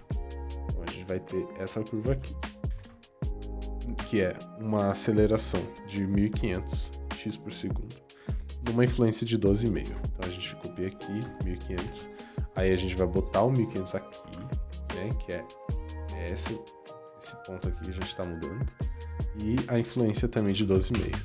E aí agora você tem a curva de entrada e a curva de saída simétricas. Então a única coisa que falta é dividir esse valor aqui por 2 também, igual de cima, que daí ele vai entrar 50 pixels e vai sair 50 pixels. Então ele vai fazer isso aqui. Na verdade, ele não tá saindo, né, 50 pixels, porque o último frame, ele tá sumindo. Então se eu boto aqui, aí ele vai sair certinho, igual ele entra aqui, ó, 50. Vai entrar e vai sair. Certo. Deixa eu ler o chat de novo. Eu trabalho com audiovisual mais focado na parte de projeção, painel de LED, e sinto falta de ter uma união de designers e nós que trabalhando projetando as artes. É verdade, né? Falta. Inclusive, quando a gente faz os trabalhos, uma coisa que eu odeio é não saber aonde que vai ser aplicado isso, e não saber as especificações. Porque é muito importante saber aonde que o negócio vai, né? Pra você saber como fazer aquilo da melhor forma possível para o lugar que ele vai. Então isso é foda. Murilo, por que você fez uma função de terceiro grau? Mauri, o que é uma função de terceiro grau? Eu nem sei. E uma pergunta sincera, vejo que você tem preciso aprender português. Vejo que tem um uso muito grande de matemática no After Effects. Tem como brincar com isso mais? Tem, amigo. Na verdade, assim, eu sou maluco da cabeça, né? Eu sou a pessoa que usa muita matemática dentro do After. A maior parte das pessoas não usa. Mas eu gosto. Mas tem muita coisa, ó. Se você vir aqui, ó, no JavaScript Math, tem todas essas coisas aqui, pra você se deliciar. Seno, cosseno, tangente, acosseno, exponencial, log, muitas coisas. Muito. Tem pi aqui, ó. Tem e, se você quiser. O que eu ia falar? Você pode fazer trigonometria no After. Mas, eu acho que se você gosta de matemática, você vai se divertir mais no Cavalry. O Cavalry tem mais matemática aí, eu acho. Não sei, na verdade. Último adendo sobre o assunto, fui olhar no YouTube e eu realmente te acompanho há 10 anos. Nossa, meu Deus, você está velho, amigo. Todos estamos velhos. Murilo, conta um pouco sobre o aprendizado da Gabi, se você teve influência nisso. Vampup, o chá. Meu chá tá acabando, inclusive.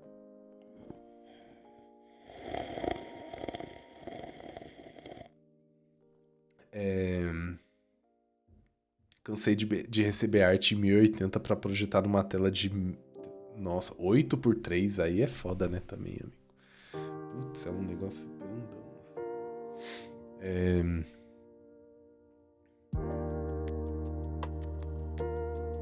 Murilo, conta um pouco sobre o aprendizado da Gabi. Eu vou chamar ela, vou ver se ela não quer falar. Eu acho que ela não vai querer, mas eu vou ver. Eu já volto. Aquele gráfico dos keyframes que tu fez é uma função de terceiro grau. Fico curioso porque eu sou de fato formado nessa pica de curso e gosto muito de aplicar. Pera aí, qual gráfico de keyframes, amigo? Isso aqui? O quê? Qual parte? Isso aqui? Ou isso aqui? Eu não sei. Galera, a Gabi tá doente. Eu passei o meu resfriado pra ela, eu acho. Mas eu vou explicar brevemente. Um pouco sobre a aprendizagem. Gabi é a pessoa que mais lê livros do mundo. Então, assim, ela leu muita coisa. Ela fez muitos cursos de várias coisas. Desde design, a ilustração, a motion. Tudo, assim, ela fez muitos cursos. Ao contrário de mim, né? Que eu não fiz porra nenhuma. Não li nada também. A Gabi é muito esperta. A minha influência, eu acho que é mais no feedback. Que eu não explico muita coisa pra ela, assim. É mais... eu tiro dúvidas, obviamente, né? Mas a gente nunca sentou e eu falei, ó, isso aqui é tal coisa, isso aqui é tal coisa. Que eu não tenho paciência pra essa parte do processo. Eu não quero ensinar alguém a mexer no After, sabe? Essa parte pra mim é chata. Então, o que eu faço, às vezes, é olhar e falar, quem sabe se você fizer esse movimento dessa forma, fica melhor. Quem sabe se tal coisa, entendeu? Eu explico um pouco mais. O que eu ajudo é mais na parte, tipo, de como fazer pra aquilo melhorar, talvez. Eu me esforço muito pra não falar, nossa, está uma merda. Mas, às vezes, eu não consigo segurar. Assim, eu não falo desse jeito, né? Mas às vezes eu falo que não tá bom. E às vezes a Gabi fica triste. Mas tá tudo certo no final. Mauri, é isso aqui que você... Qual que você falou? Que parece de terceiro grau. Se você, além de matemática, gostar de programação, você consegue fazer coisas fenomenais. Então. Você consegue programar, né, em JavaScript dentro do After. Essa mesmo. Mas qual parte de que é uma função de terceiro? Eu sou muito... Mentira, mas eu não sei o que é uma função de terceiro grau. Ela antes era médica, ela era radiologista. O trabalho dela é fenomenal. Eu vou mandar esse print pra ela vai ficar... Ai, meu Deus. Vou mudar a foto. Ela não tá vendo a live hoje. Ela tá vendo séries. Deixa eu mandar pra ela.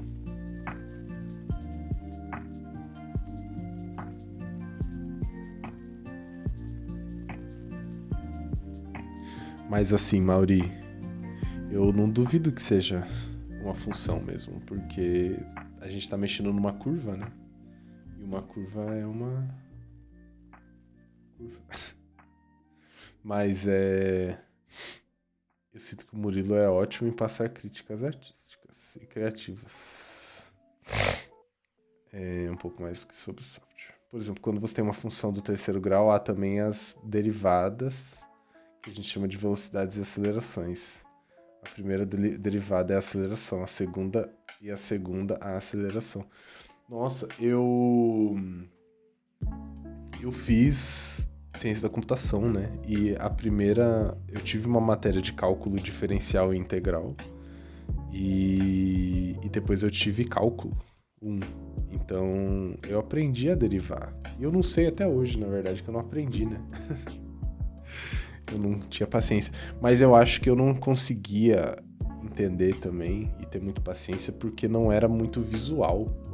Eu funciono muito bem quando a parada é visual. Tipo, se eu estivesse fazendo a conta e eu visse o gráfico plotado na tela, talvez eu acho que eu entenderia melhor. Isso que você tá fazendo é a derivada na prática. Por isso que eu tô achando lindo. Olha só. Todos esses anos nessa indústria vital, reprovando em cálculo diferencial e integral, por jogar muito Nintendo DS ao invés de prestar atenção na aula. Eu cheguei aqui e no fim a derivada me pegou. Com a calça curta. É isso mesmo que aconteceu, Mauri. Eu achei que eu tinha me livrado, mas eu não me livrei da derivada. Mas é isso, gente. Então, aparentemente, a gente tá aqui fazendo equações de terceiro grau. Então, começar a passar o zap do Mauri para quem quiser aprender aí matemática, porque aparentemente ele é muito bom. Você se formou em matemática, né, Mauri? Ou não? Eu posso estar falando merda.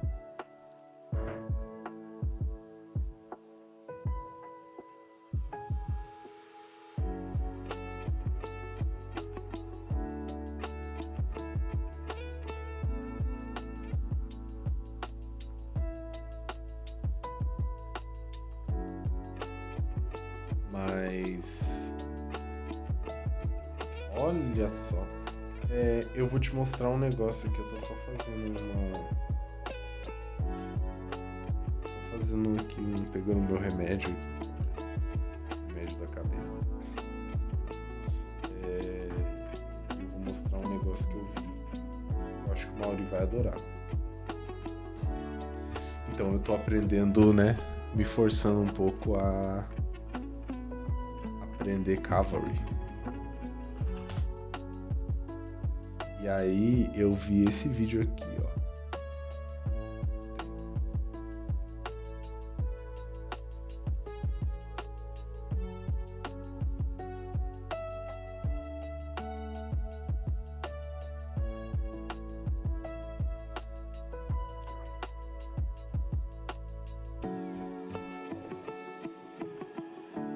Esse vídeo aqui, ó.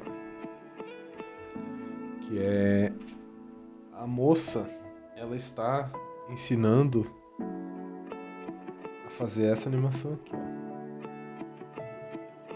E aí ela vai fazer isso aqui usando... Olha o nosso amigo Antoninho aqui apareceu. Ele está em todos os lugares que tem Cavalry mesmo. Essa animação aqui é feita usando Cavalry, né? E é feita usando matemática. Uau! Aí, ó. Ela faz usando JavaScript, então ela achou essa expressão aqui, né, de como fazer parametric shapes usando JavaScript. E aí ela baixou a expressão. Cadê aqui? Aqui, ó. Essa aqui é a função matemática feita em JavaScript. O Mauri agora vai estar babando na tela. Com certeza ele vai ver essas linhas. Ele tá vendo aqui, ó, seno e cosseno e tá, meu Deus, eu amo senos, eu amo cossenos. O Mauri deve estar amando. E aí, gente, ela fez... Deixa eu tirar aqui meu password da tela, né? Mais fácil. E aí, galera, ela faz, né? Ela criou um layer aqui de JavaScript no Cavalry. E aí ele gera o shape que ela quer, né? Que é essa loucura aqui.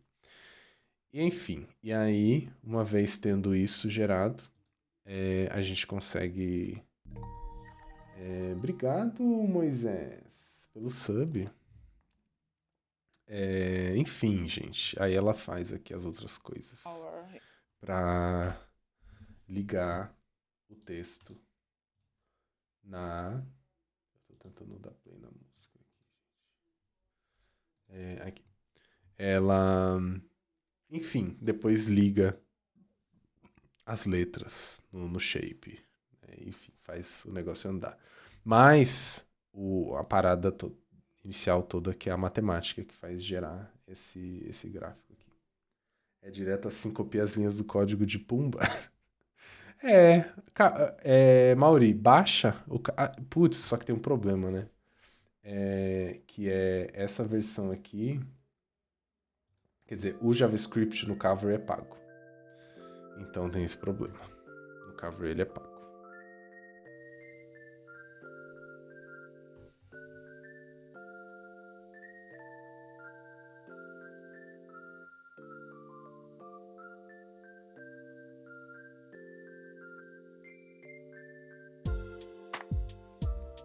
O Vitor quer um if else.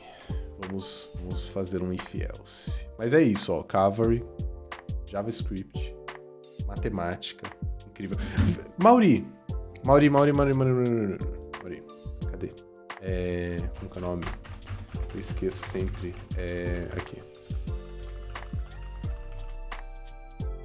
Você pode... Processing.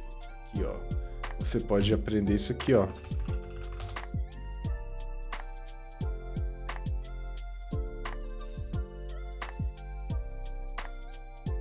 Pode aprender processing, que as pessoas usam para fazer animações, como por exemplo isso aqui, ó. É tudo feito com código e com matemática. E é online, né, web. Deixa eu ver aqui, tem um brasileiro que ele faz umas coisas muito legais, mas eu não sei o nome dele. Eu sigo, mas não sei.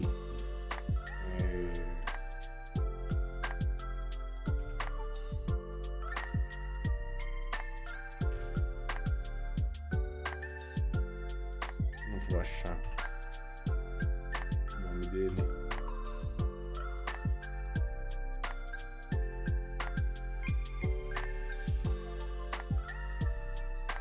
Achei o desgraçado. Aí eu sabia que era B alguma coisa. Aqui, ó, esse cara aqui. Burner. Aqui, ó. Aqui é o Instagram dele. Ele é brasileiro e ele usa bastante o processing. Ele faz isso aqui. Um código.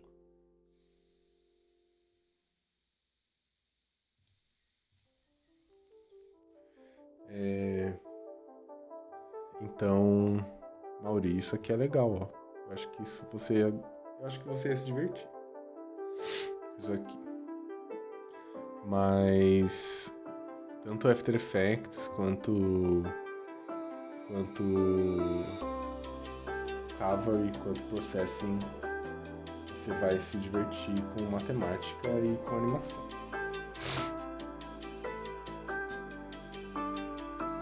Esse do Rio Carnaval ele fez pra tátil e é reativo ao som. Qual? Esse aqui. Qual? Esse aqui? Olha, que legal. Muito bom. Muito bom. Isso aqui é um mercado meio paralelo, né? Ao mercado de After Effects, é o mercado de fazer animações interativas dessa forma. Mas tá. A gente tem duas coisas na fila, gente, pra fazer. A primeira é terminar isso aqui que eu comecei há horas e eu nunca terminei. E a segunda é explicar if else ali, que o Victor falou, certo? Mas ó, o que eu quero com isso aqui? O que eu tô explicando com isso aqui? É como você consegue copiar keyframes e colar em qualquer lugar com base no in no out point de um layer, certo? Então eu vou criar aqui um shape, criar um shape vazio. Eu fiz usando uma macro, mas é basicamente você vem aqui e faz um shape, deleta o content, e daí você tem um shape vazio. E eu uso isso aqui como null também, porque eu não gosto de criar o null nativo do After, mas de qualquer forma, você vem aqui e aí eu vou copiar, vou recortar na verdade essas expressões e vou colar aqui. Então esses sliders, né? Então a gente tem aqui a posição de entrada e a posição de saída. E aí agora não tá funcionando essa expressão aqui porque, enfim, tá tudo cagado.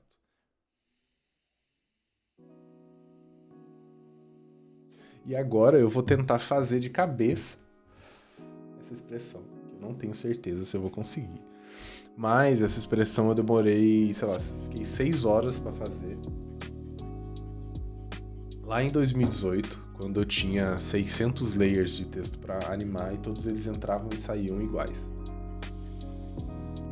Então, é assim. Vamos lá. A gente primeiro precisa das nossas variáveis, né? A var de entrada e a var de saída. A var de entrada, na verdade, a gente vai pegar o nosso guide antes, né? O guide vai ser o master. Então, descomp layer master. A gente vai querer agora o slider desse guide. Então, guide, que é a nossa variável guide. A gente vai pegar primeiro o slider, né?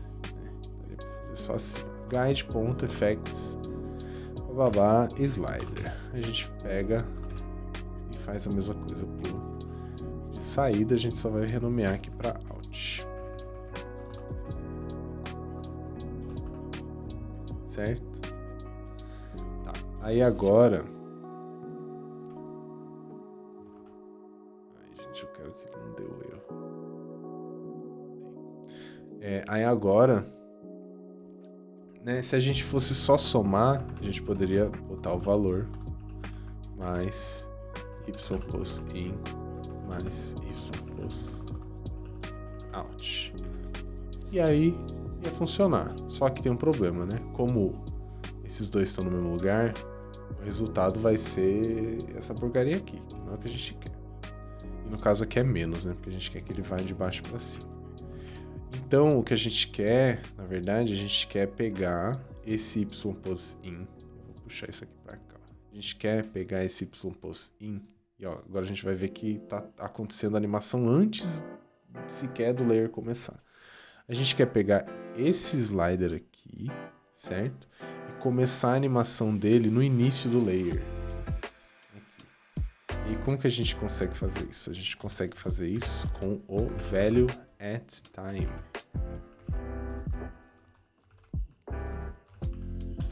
Eu acho, tá?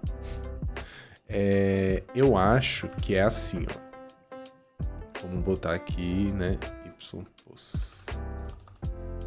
pos out é igual a y pos in, que a gente vai pegar esse slider aqui, certo? E a gente vai pegar o valor dele no tempo, usando a expressão value at time. Aí a gente vai precisar criar... Essa é a parte que eu não sei explicar, que a gente vai aprendendo com o tempo a explicar. Mas a gente precisa pegar o tempo corrido, né? Que é isso aqui, 12 frames. Para a gente pegar o tempo corrido, a gente vai escrever time. E a gente precisa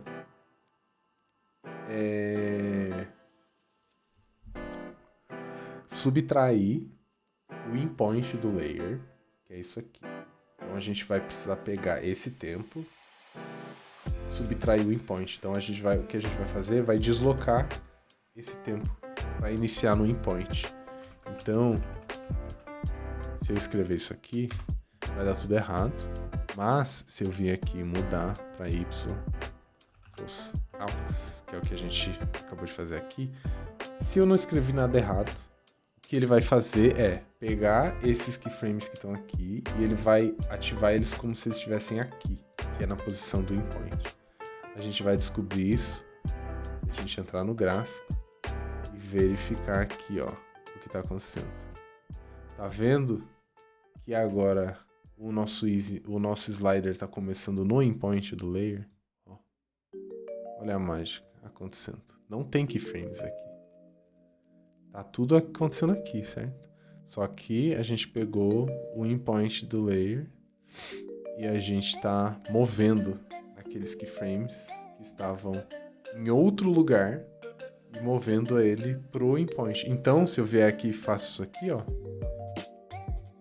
ele vai mover para cá. Ó. Então, ele vai atualizar de acordo com o nosso endpoint. E ele vai acontecer a animação no endpoint. Certo? Aí agora a gente precisa fazer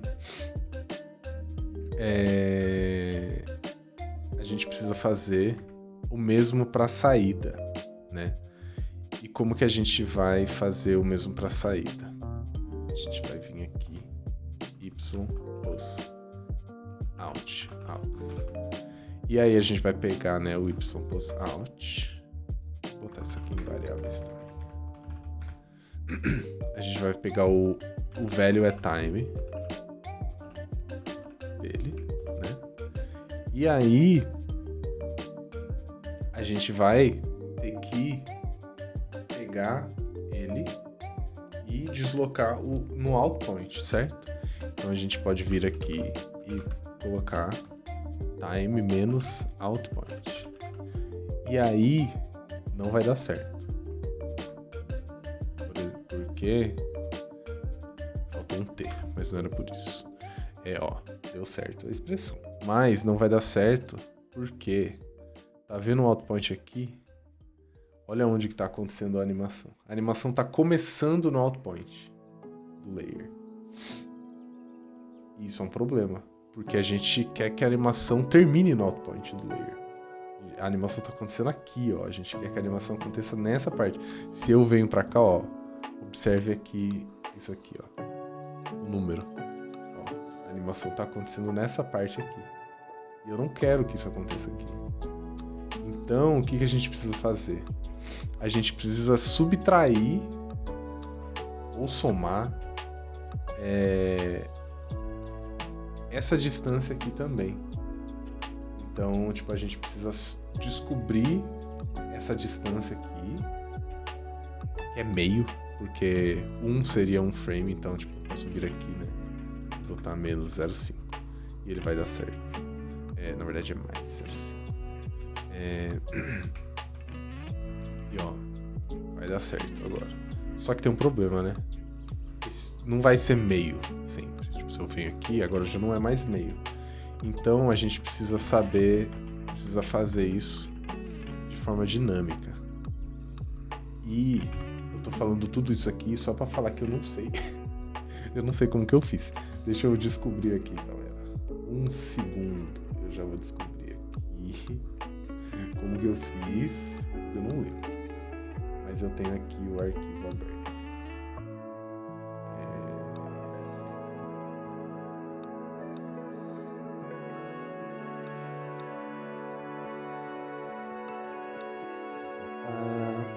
Aqui, ó.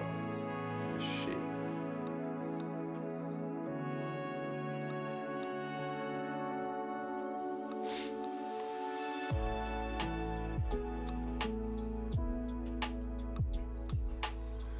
Tá. Como que eu fiz? A gente pode vir aqui, ó, fazer um slider pra gente fazer essa conta separada. Se a gente pegar, né, o nosso out, botar ele numa var guide, certo? A gente consegue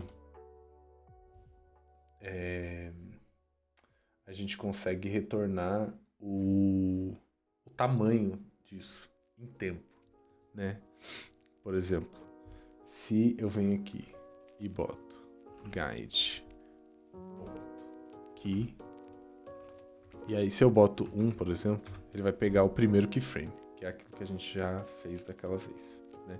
No caso, eu quero ele no tempo, né? Então, eu boto .time.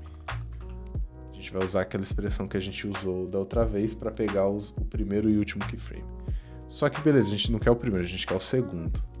Então, para a gente pegar o segundo, que no caso é o último, a gente vai pegar... tem que botar aqui também, ó, guide ponto nankeys. Ó, a gente vai pegar o valor do último keyframe e a gente vai descobrir a duração dele no tempo, que ó, 0,5. Uau, incrível. Que é o valor que a gente queria. Por que 0,5 de novo? Porque ele está exatamente em 12 frames numa comp de 24 FPS. E 12 frames em 24 FPS é exatamente meio segundo. Que em tempo é meio, né? 1 seria 1 segundo, meio seria meio segundo. E é isso. Então a gente precisa fazer essa continha aqui também, né? E daí ela vai ser dinâmica, né? Então, por exemplo, se aqui tiver aqui, ó, e 1, ele vai retornar 1.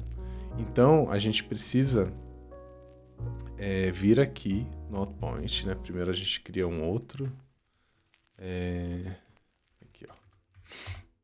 Eu vou renomear essas variáveis aqui para ficar mais fácil. Então aqui vai ser guide in, aqui vai ser guide out, guide in e guide out. Então, e aí a gente precisa do guide out outs, que vai ser guide ponto key nankeys, no caso aqui guide de novo, né? Guide out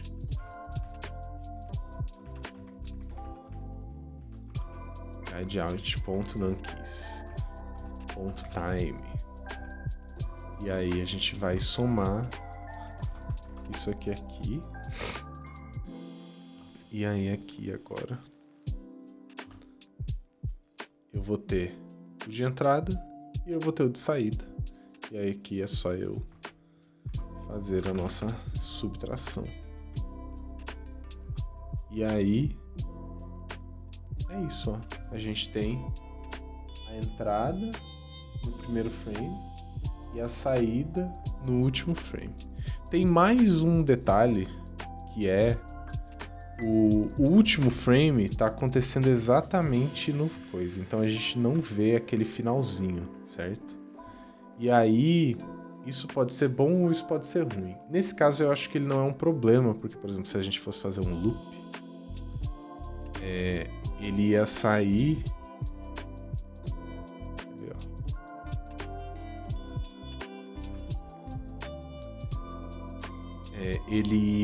o ponto mais rápido ia estar exatamente entre os dois. Porque se tivesse do outro jeito, vamos supor que esse fosse o correto, ele ia ter esse gap aqui, certo? Então, nesse caso específico, eu acho que não é um problema ele sair no último aqui. Mas, se por um acaso você quiser que ele apareça, que esse aqui, esse frame, que é um frame antes do último, seja o último, aí você pode diminuir ainda mais um frame, que é... Para você descobrir quanto que é um frame, deixa eu ver se eu sei. Eu não tenho certeza se eu sei. Vamos ver, frame duration. Time. Descomp. Vamos ver. Não.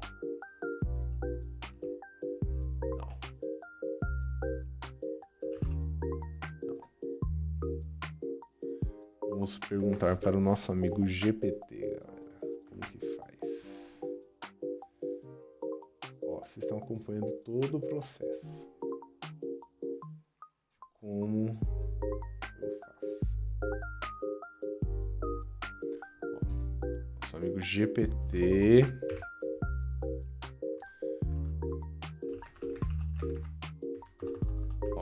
Como usar frame duration? Eu prefiro perguntar em inglês porque eu tô mais acostumado.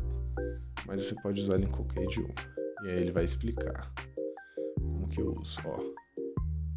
Correct usage é isso aqui. Discomp.frame duration. É basicamente o que eu fiz, só que sem o abre e fecha parênteses. Ó, um frame é 0,04. Então, se você quiser que ele apareça um frame antes, é só a gente fazer, ó, mais discomp.frame duration e tirar esse ponto e vírgula aqui. E aí, ó, agora ele vai sair um frame antes, certo? Nesse caso, não precisa, porque se a gente quiser fazer um loop, ele vai, ó, sair no momento certo. Mas é isso, entendeu, gente? Eu demorei, sei lá, 30 mil horas pra mostrar isso aqui, mas agora eu acho que eu consegui explicar bem certinho do início ao fim. E aí, gente, ó, uma vez tendo isso aqui na posição, você pode duplicar isso aqui centenas de vezes. Dá pra fazer isso aqui, ó, também, ó. Dá pra fazer um stagger, por exemplo, aqui, ó. Vai dar tudo errado. Mas deixa eu randomizar ele aqui.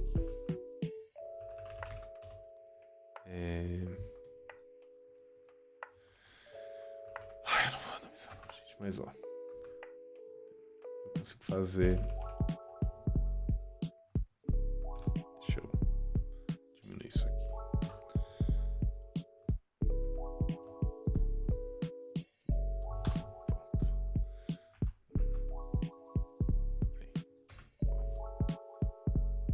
Ele vai ficar saindo e entrando. E aí eu posso mudar a posição, né? Tem isso também, porque eles não estão atrelados a keyframes. Então cada coração pode estar em um lugar. Né? Então. E é isso.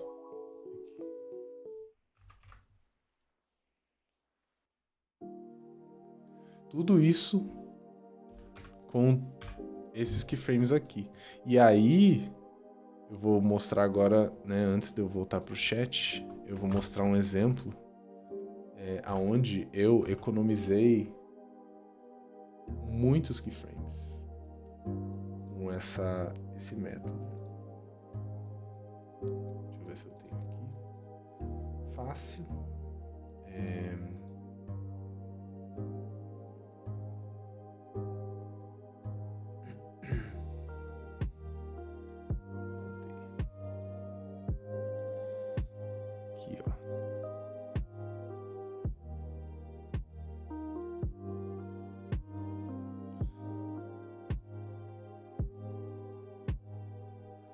Esse projeto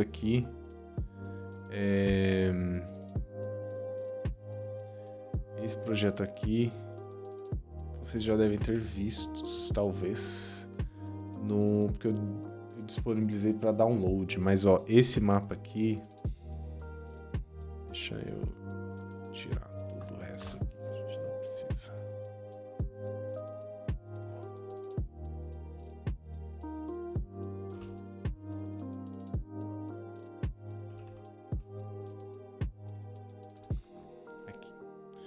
Esse mapa aqui, a entrada dele e a saída também, mas mais especificamente a entrada. Esse aqui. Eu tô fazendo frame a frame não, layer a layer, né? Cada layer aqui é uma esfera, é um círculo. Cada layer é um. E aí eu tô animando todos eles, ó. Eu tô animando várias propriedades aqui. E todas elas eu tô usando, não todas elas esse scale não, mas o stroke também não. Mas eu tô animando várias propriedades aqui dessa forma que eu expliquei, entendeu? Eu tenho aqui, ó, esses layers aqui onde tá acontecendo minha animação, certo? Se eu mudo aqui, inclusive muda. Então, ó, aqui é o meus keyframes. Então toda a animação tá acontecendo, ó, como eu aplico o que eu falo, galera. Ó, a curva é quase igual àquela lá que eu fiz. E é isso. Ele começa num movimento rápido e ele sai aqui, ó, no movimento rápido. Mas, enfim, eu tô usando isso aqui para animar esse mapa, sendo que nenhum desses layers de mapa tem expressão. Não tem nenhum keyframe aqui acontecendo. É tudo expressão, ó. É tudo expressão. Ó, os números todos mudando sozinho. Então toda a animação tá acontecendo aqui. Eu consegui reduzir. Eu acho que ia ser mais de 2.000 keyframes, né, que eu consegui animar usando, enfim, alguns keyframes. Eu tenho isso aqui que eu fiz. Olha aqui, ó. Tô usando 609 expressões e 57 keyframes para fazer toda essa animação, que seria muito mais keyframes se não tivesse nenhuma expressão. Mas é isso. Shimira, meu Deus! Meu Deus, galera, uma salva de palmas. Uma salva de palmas para Shimira, que para quem não conhece, é um dos maiores amigos do Murilo da live aí, dos antepassados. Meu nível de After tá muito iniciante para entender a linha de raciocínio. Ai, amigo, você vai aprender eventualmente. Mas acontece, né? É que o que eu tô falando aqui é algo mais avançado, realmente. Não é necessariamente algo, enfim, de iniciantes. Mas tá tudo bem também. Você pode voltar daqui a alguns anos e você vai entender.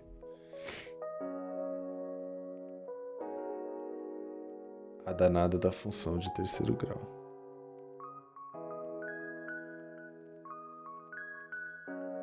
Inclusive, esse projeto podia ser um projeto que você podia refazer enquanto a gente vê. Nossa, amigo, não. Tem que ser algo um pouco mais fácil. Esse projeto é um dos mais difíceis do mundo.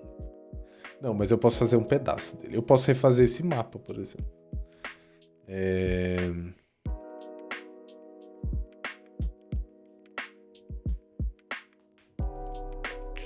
O que não foi honesto? Eu não sei. Mas, ó, vamos voltar lá pro nosso projeto. Dos corações. Mas é isso, gente. Ó, aqui. Eu vou salvar isso aqui também. Vamos ver aqui, ó.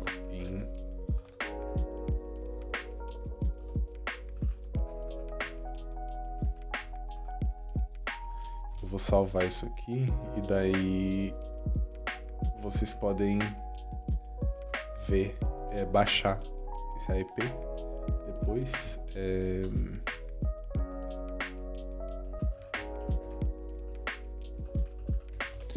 Aí, ó, eu deixo salvo isso aqui. Daí depois vocês podem abrir esse projeto e se deliciarem com isso.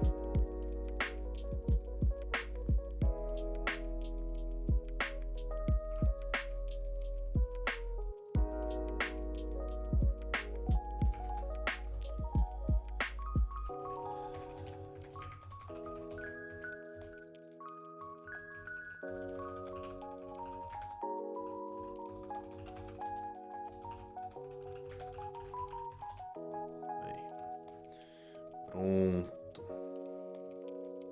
O que mais? Eu vou deixar isso aqui salvo também.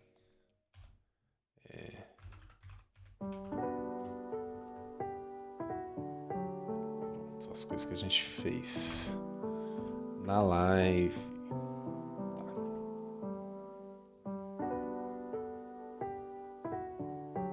O Murilo não dormia enquanto fazia aquele job, é verdade, eu não dormi por alguns dias.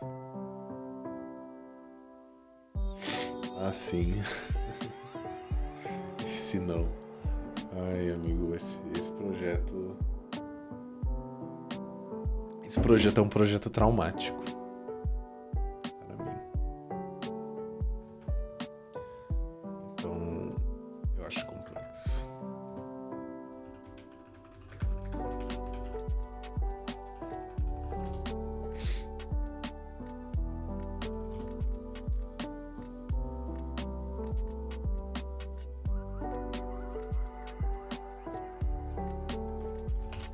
Tá, vamos falar então, gente, sobre if else.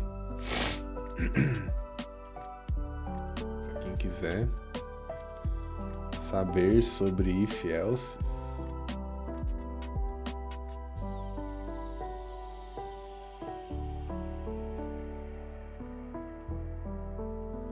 Boa noite, Murilão. Cheguei agora. Essa expressão que você está usando no logo, ela lê os keyframes do nulo e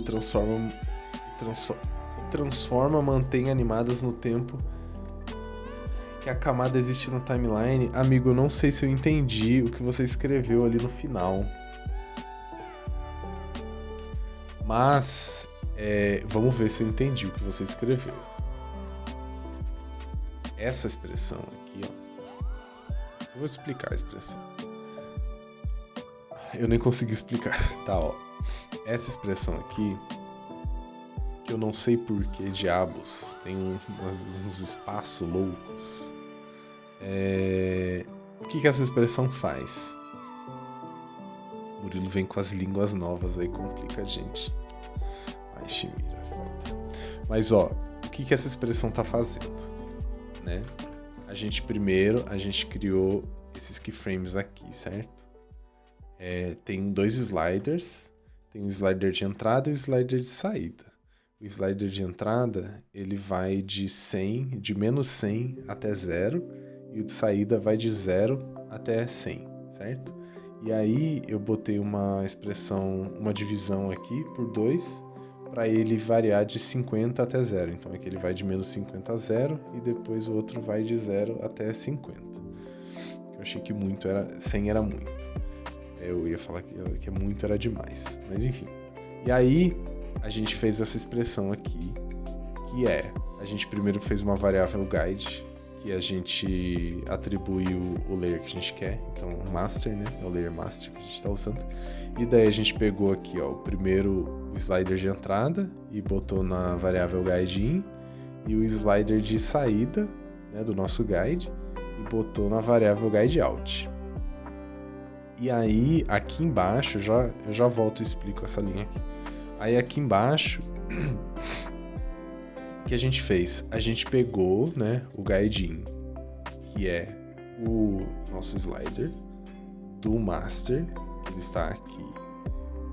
E aí a gente pegou o valor dele no tempo, que é aqui, né? Tipo, esse layer está no mesmo valor, mas vamos supor que o layer estivesse aqui.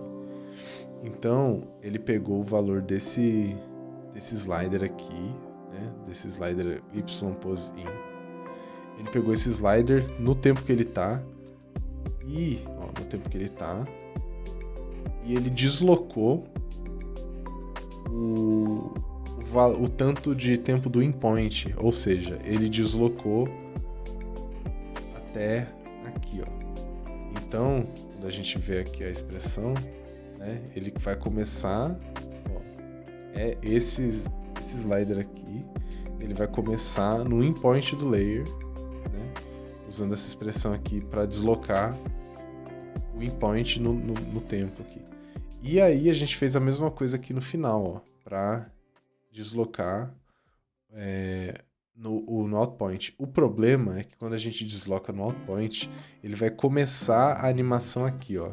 Se eu tirar isso aqui, ele vai começar a animação de saída no final do nosso layer, entendeu? E a gente não quer, a gente quer que a animação comece aqui e termine aqui.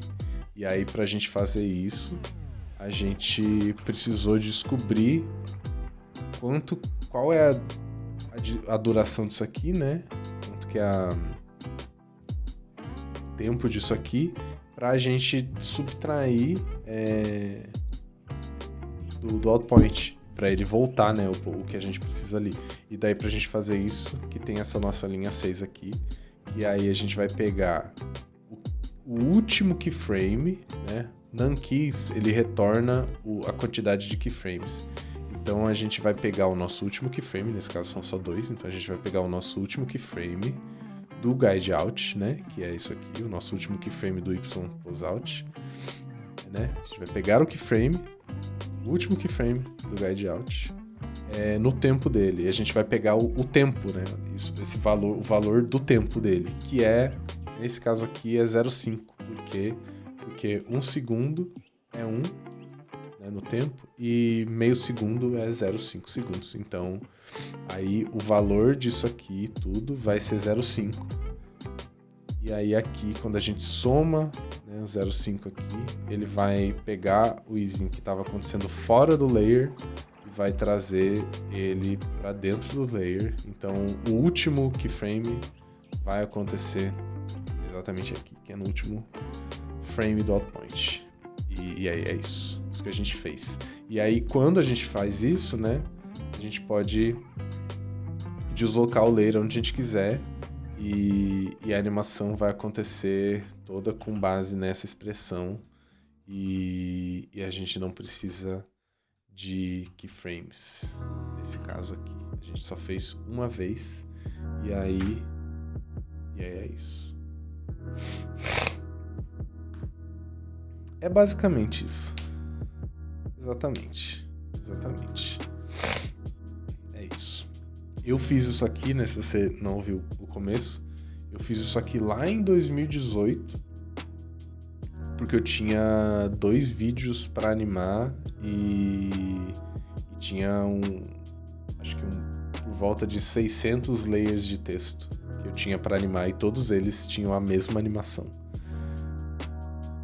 E aí eu fiz toda a animação desse jeito. Mas, if else, galera? If else. Vamos ver aqui, ó.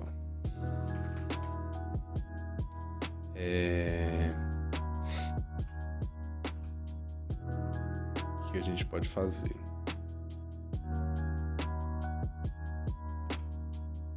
Por exemplo,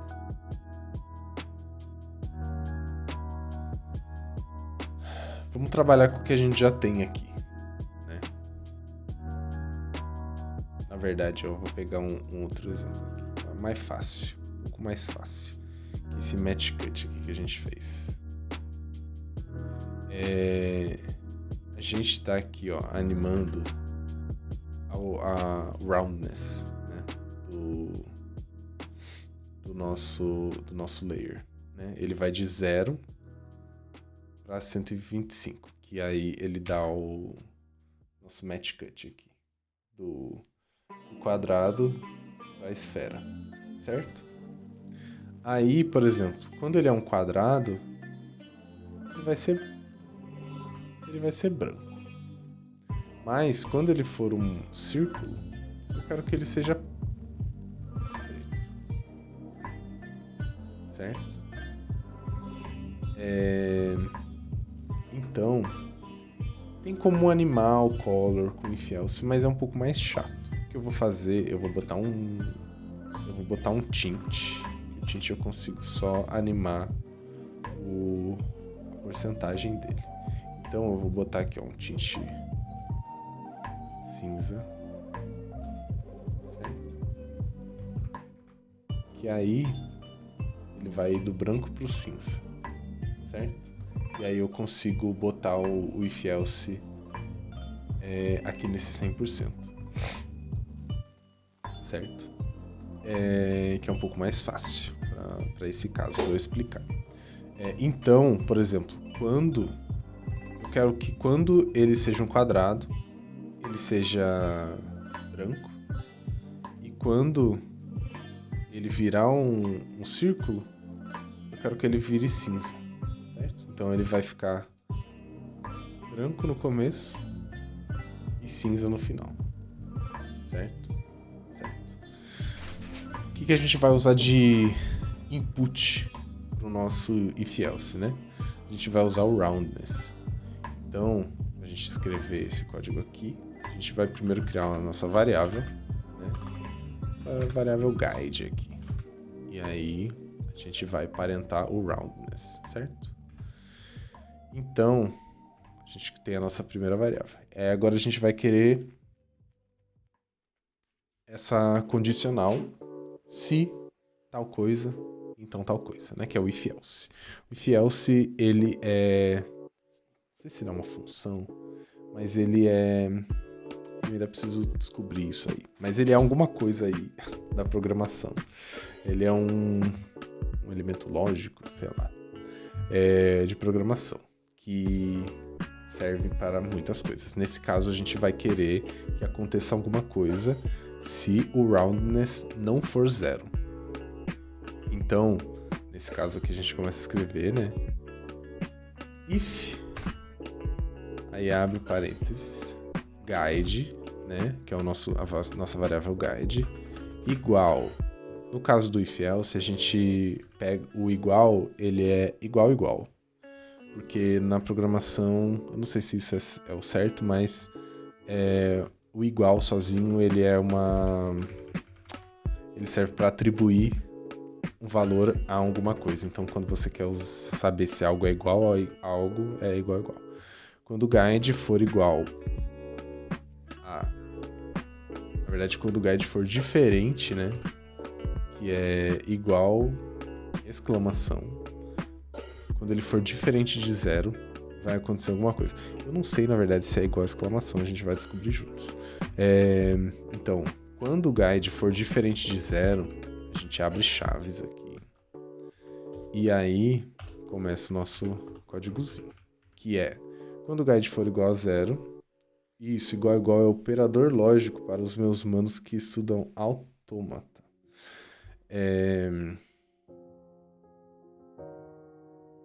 Eu preciso guardar essas informações para eu for explicar isso de verdade, né? Deixa eu anotar aqui, Mauri. Muito obrigado.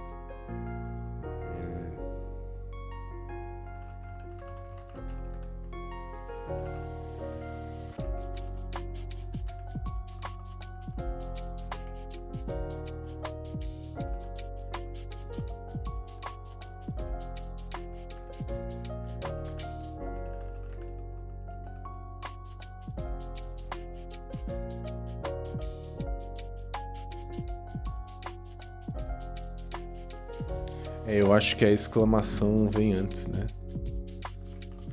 Aqui. Isso. Enfim, quando o guide for diferente de 0, vai acontecer uma coisa. No caso, eu vou só escrever valor pra gente ver se isso está funcionando. Está funcionando. Na verdade, falta o else, né? Quando o guide for diferente de 0, ele vai retornar o valor ou, né, else valor. Nada vai acontecer, porque tanto um quanto o outro vai acontecer exatamente a mesma coisa. Mas agora, o que eu posso fazer? Eu posso modificar esses dois aqui para que, se for 0, ele vai fazer isso aqui, mas se for diferente de 0, ele vai fazer isso aqui de cima. Então, né, se ele for 0, eu quero que ele seja 0. Se ele for diferente de 0, eu quero que ele seja 100, né? Porque o 100 vai ser cinza, nesse caso.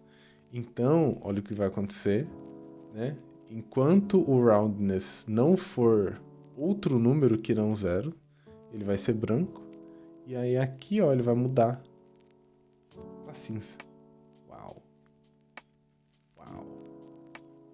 Uau. Incrível. Não é mesmo? Então, é assim que funciona o if-else. Você tem a condição, né, aqui dentro do if, e aí você tem o resultado dessa condição, e aí você tem o resultado da condição contrária à primeira condição. E aí, se você quiser várias condições, por exemplo, você quer quando o guide for igual a 250, vai fazer uma coisa, mas ó, quando tem o else if, que é quando o guide, você pode pôr outras condições aqui, quando o guide for 100, por exemplo. Aí o valor vai ser, sei lá, 50. Então, quando o guide aqui, ó, for 125 aqui, né? 125, ele vai ser 100, e quando isso aqui for 100, olha, vai ser 50. E quando for qualquer outro número, ele vai ser 0.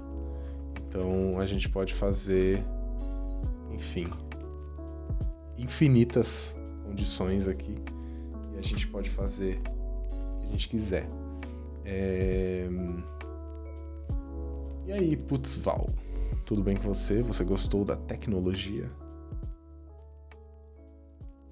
Mas, então, vamos voltar aqui. E aí, existem algumas formas de você escrever isso aqui. A gente pode escrever da forma mais tradicional, o if-else. E aí tem uma outra forma que o ChatGPT já me contou como é, mas eu não lembro. Vamos perguntar para ele aqui. Qual diferença entre if-else e tem o interrogação e o 2 pontos. Ó, em expressões no After Effects. If-else e o operador ternário fazem a mesma coisa. Seria bom se eu mostrasse a outra forma, né? Então eu vou mostrar a outra forma aqui, ó. Vou guardar esse aqui. E aí a outra forma seria... você já começa escrevendo direto o que está aqui dentro, né? Então guide diferente de 0. E aí o if é uma interrogação. Aí 100. E aí você bota o else, seria 2 pontos. E aí 0. E aí você consegue escrever todo esse código aqui em uma linha. Isso aqui só funciona daí no caso quando só tem o if e o else. Não funciona para quando você quer que faça mais coisas. Esse exemplo aqui serve mais se você tem algo simples, que esse caso é algo simples, mas ele funciona igual, né? Ó, exatamente igual, com um código muito menor, você consegue o mesmo resultado. E aí a diferença disso, é isso aqui, ó. O if-else é a forma tradicional, e aí tem o operador ternário, que é o interrogação e o 2 pontos. Os dois funcionam iguais, mas eles têm usos diferentes. Gostei, mas eu não tenho paciência para escrever o código. Então, mas você não precisa escrever todas as vezes. E outra, com o tempo vai ficando mais fácil.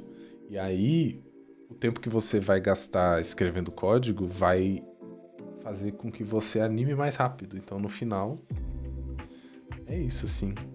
Porque, por exemplo, ó, nesse caso aqui, é mais fácil você animar o keyframe. Concordo com você. Mas, por exemplo, vamos supor que você quer fazer um rig. Vamos supor que você quer... ver, ó. Tem um rig aqui, ó.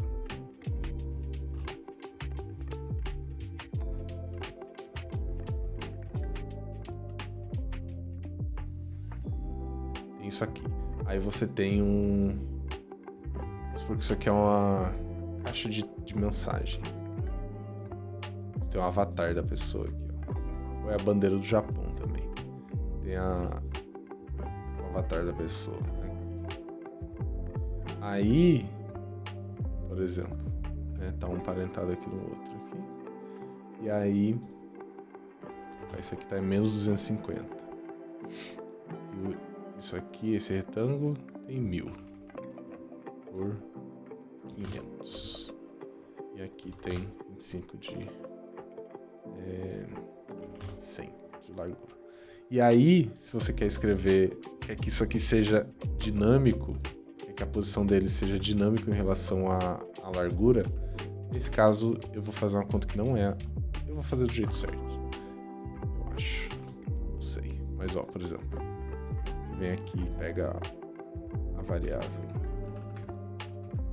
guide, que vai ser a largura do negócio, que é 1000. E aí a gente quer alinhar ele à esquerda dessa caixa, né? Igual a gente tinha lá. Então a gente vai botar o velho menos o guide. Vai dar tudo errado. Porque ele foi lá pra puta que pariu. Mas aí agora a gente sabe que a gente quer que ele se desloque 1/4 do guide. Então você vai pegar aqui o guide, dividir por 4. Certo? Eu adoro essa música. Eu acho que eu vou usar essa de tema da live. Eu vou tirar um print dela aqui. Ela tá tocando. Aí é isso. Agora ele tá no lugar que a gente quer, certo? E aí se a gente modificar aqui, ó, ele fica meio responsivo. Só que nesse caso aqui, vamos supor que eu não quero que essa largura aqui, né, mude enquanto eu altero isso aqui. Então, vamos supor que eu desloque ele na metade aqui. E aí eu posso adicionar um padding ali do lado. Por exemplo, sei lá, 50. 250. E aí agora, quando eu mexo o size do retângulo, o nosso avatar aqui ficou no lugar, entendeu? Então, com certeza, tem momentos onde escrever a expressão demora mais do que botar o keyframe. Só que tem momentos onde você escrever a expressão vai fazer com que você economize muito tempo no futuro, entendeu? Imagina, tipo, parentar isso aqui, não tem como você parentar e animar o size, tá ligado? Não dá pra fazer isso. Então, tipo, se você quer fazer uma animação do negócio entrando,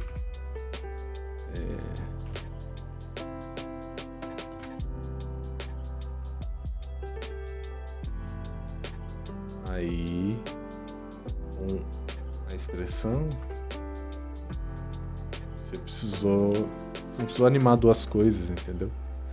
Então, aquele exemplo que eu dei, ele é só um exemplo mesmo de como usar o if else, mas nesse caso realmente não faz muito sentido, né?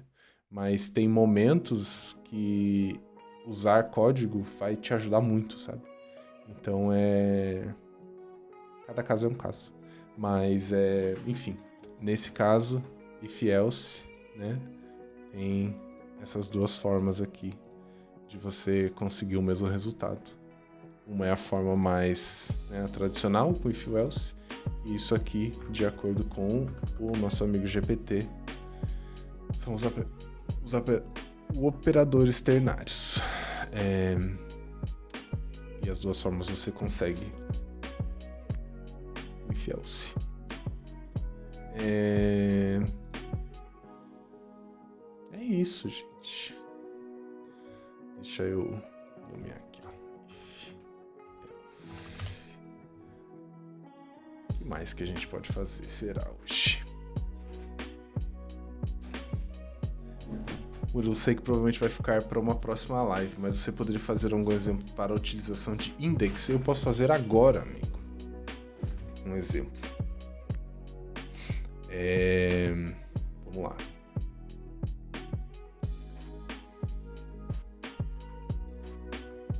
Aqui, ó. Temos os coração, certo? Aí, vamos supor que você quer animar eles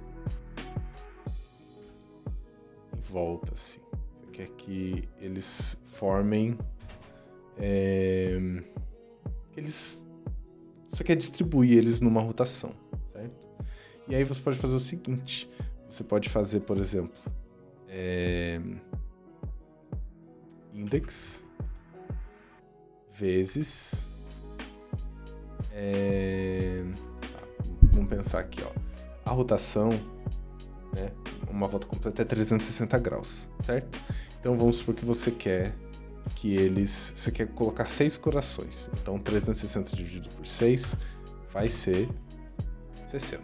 Então a gente precisa que eles estejam distribuídos a cada 60 graus. E aí a gente pode usar o index para fazer isso de uma forma mais simples, que é o index. O que ele é? Ele é esse número aqui, ó. Tá vendo? Essa porrinha aqui. Isso aqui é o nosso index. Então, todos os números têm um index, ó. Então, se a gente for ver agora na rotação, ó, o que está acontecendo, ó, esse é o index 1, então ele está girando 1, esse é 2, 3, 4, 5, 6, até o 19. Então, esse é o index. O index nada mais é do que esse número que está aqui. E aí a gente consegue fazer coisas com esse número aqui. Por exemplo, a gente pode multiplicar ele por 60. E aí agora o index virou 60. E aí, agora se a gente duplica, ó, o que acontece? Isso é um uso, por exemplo, para o index, se você quiser. E aí, você pode ir um passo além. Você, por exemplo, eu posso criar aqui um slider, né? Um slider que ele é o nosso angle. Out. E aí, se eu parento isso aqui no nosso slider, copio a expressão, ó, copy expression only, ou Option C, ou Alt C no meu caso, porque eu criei esse atalho. Alt C, Ctrl V, certo? Colei a expressão. E aí eu consigo controlar esse ângulo nesse slider aqui, ó. Então eu consigo mexer, ó. Por exemplo, se eu deixar 60, vai fazer aquilo, ó. E aí é isso. Ou, por exemplo, outra coisa que você pode fazer. Eu vou mostrar um if else e um index ao mesmo tempo. Por exemplo, ó, quando index mais 1, você pode pegar a rotação do layer depois dele. Ó. Você pode pegar a rotação, né, ó, em vez de discomp layer logo, você pode pegar aqui, ó, index discomp. Peraí, ó. Aqui, no lugar do logo, a gente pode botar aqui, ó, index mais 1. Né? Então, ele vai pegar a rotação do layer de baixo. Ele pode pegar a rotação do layer de baixo e multiplicar por 2. Então, e você pode fazer isso, né, de forma recursiva. Você pode fazer em todos os layers, certo? Eu não vou misturar o if não, mas, por exemplo, ó, você pode botar... Todos os layers estão ligados em todos os layers, ligados no layer de baixo, né? Então você pode, ó, aumentar a rotação aqui e nada acontece. Ah, tá, porque ele tá pegando sempre a de baixo, né?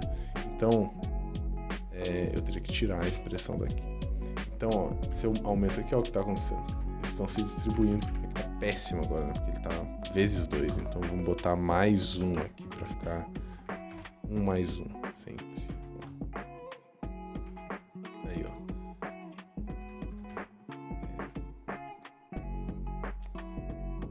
Vezes 1, galera. Mais fácil. Vezes 1, não mais 1. Aí.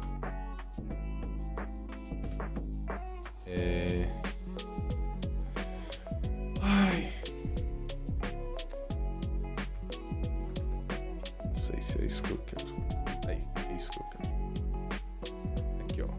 Vezes 1 mais 1. Então eu consigo. Não consigo, não. Foda-se. Vezes 1.1. Agora ele vai aumentar recursivamente. Ele vai sempre aumentar. Ó. Consigo fazer umas loucuras como isso aqui, entendeu? Tem muitos layers aqui agora, mas tipo, se eu diminuir, consigo fazer umas loucuras no index. Pode linkar todos eles, um em cada um. Mas é isso, assim. Tipo, você pode usar o index para fazer coordenadas também, por exemplo. Você quer botar, ó, isso aqui no layer 00, certo?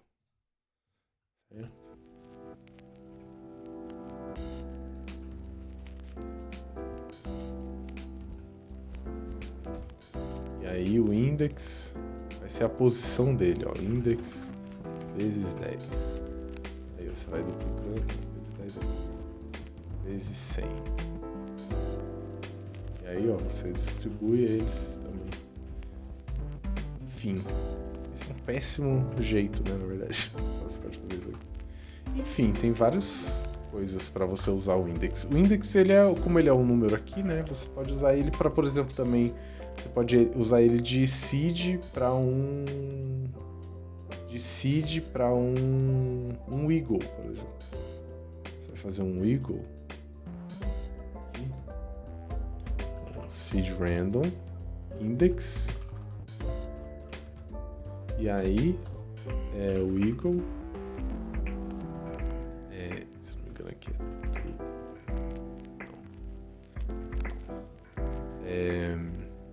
acho que é index, vírgula. Wiggle, por exemplo, aqui.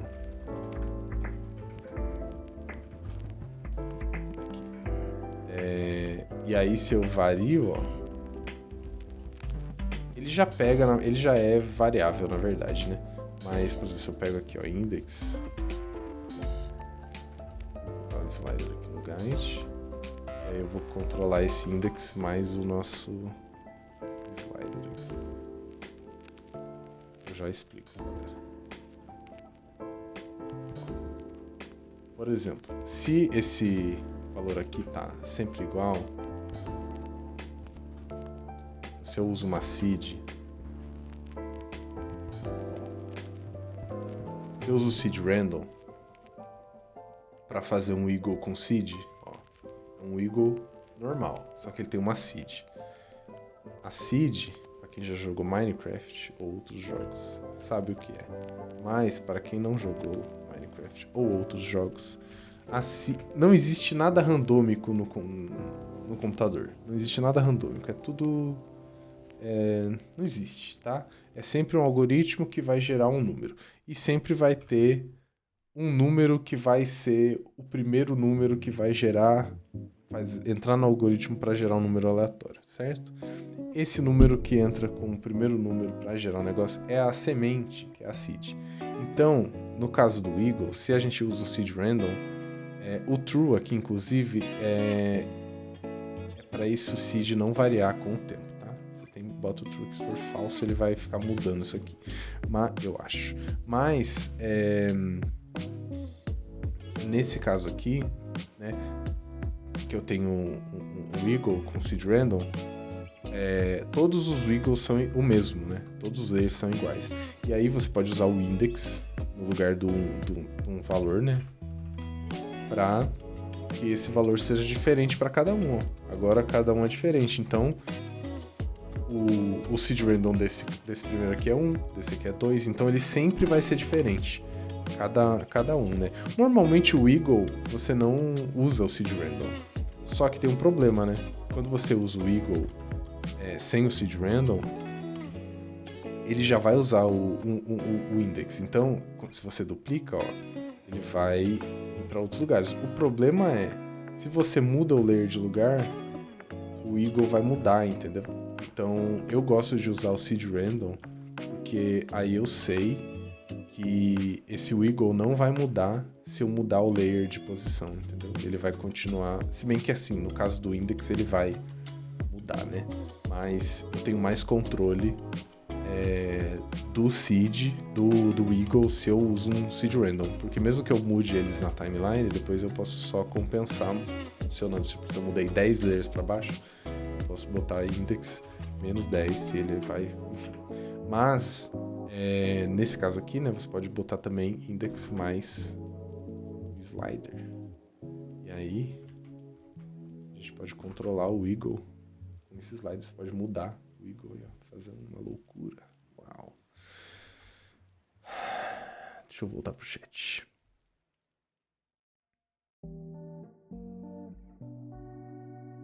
Tem como deixar um delay na animação a partir do index, para que cada camada comece a partir de um determinado tempo com base no index? Tem. Por exemplo, você pode...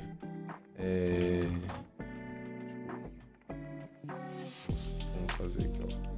Se você usar um time para rotação, por exemplo...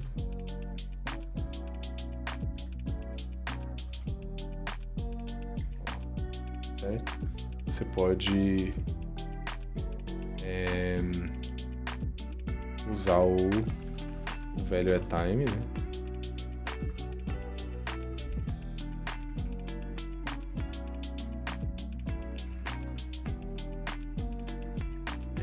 Não, vai usar o value at time não, mas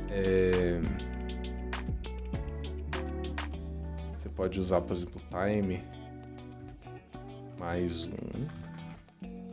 e aí ele vai começar. Eu teria que usar o value at time, sim.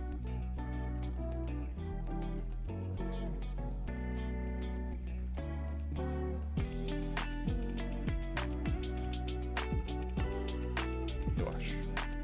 Ou não. Confuso, gente.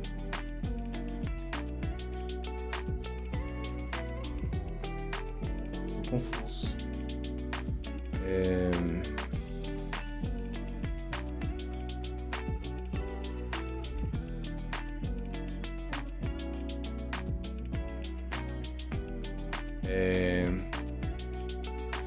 Aproveitando, né, que eu já escrevi aqui, se você tá usando time, por exemplo,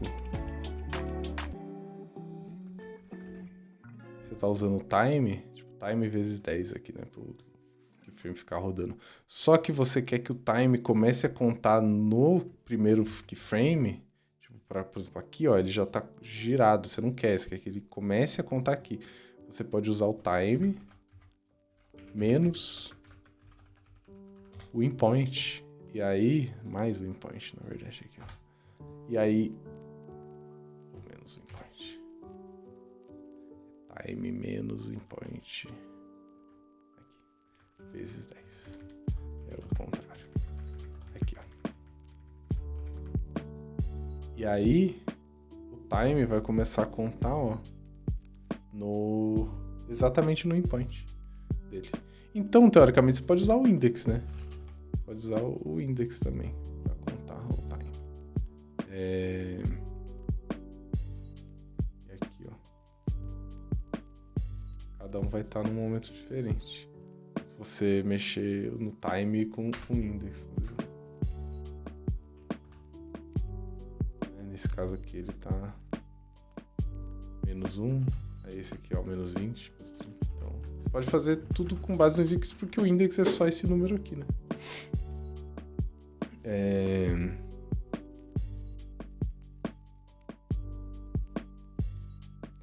O Murilo fazendo tanta coisa e eu chorando pra colocar a cabeça do pessoal da minha sala na abertura de Malhação. Ai, amigo.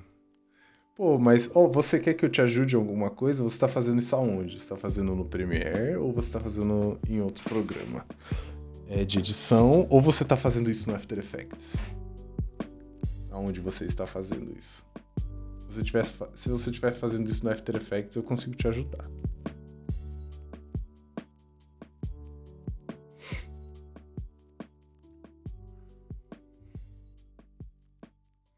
Eu vou... Obrigado. Cadê? Obrigado, José, pelo follow. Eu vou guardar isso aqui também, gente, pra vocês. O time menos endpoint. Daí ele começa a contar do endpoint.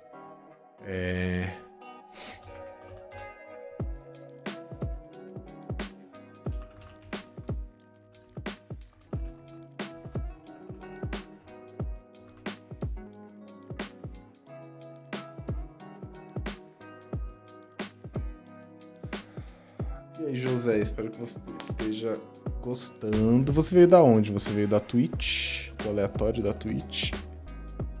Ou você veio do meu Instagram? Agora eu fiquei confuso se ele perguntou isso pra mim. Eu perguntei sim pra você, Shimira. Então se foi no After, eu vou te ajudar. Veio do Instagram. Que bom. Eu vou te ajudar, Shimira. Vamos aqui pegar, ó, galera. Malhação. Vou pegar a abertura de Malhação.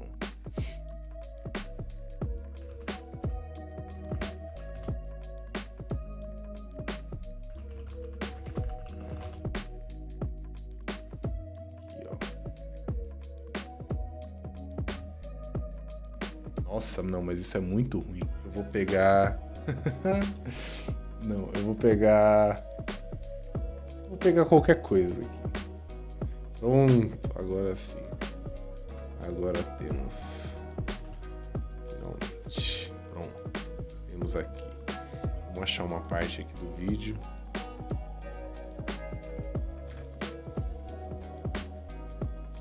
Essa parte é boa. Ele se mexe, mas nem tanto.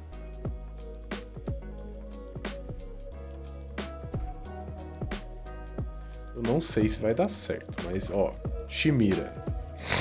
Existem muitas formas de fazer motion tracking no After Effects. Eu acho que essa forma não vai ser a melhor para o seu caso, mas eu vou explicar mesmo assim. Que é que o seu vídeo está em qualidade muito ruim, né? Talvez seja mais fácil fazer frame a frame no seu caso. Mas, ó, tem uma ferramenta chamada Mocha. E aí a gente entra no Mocha.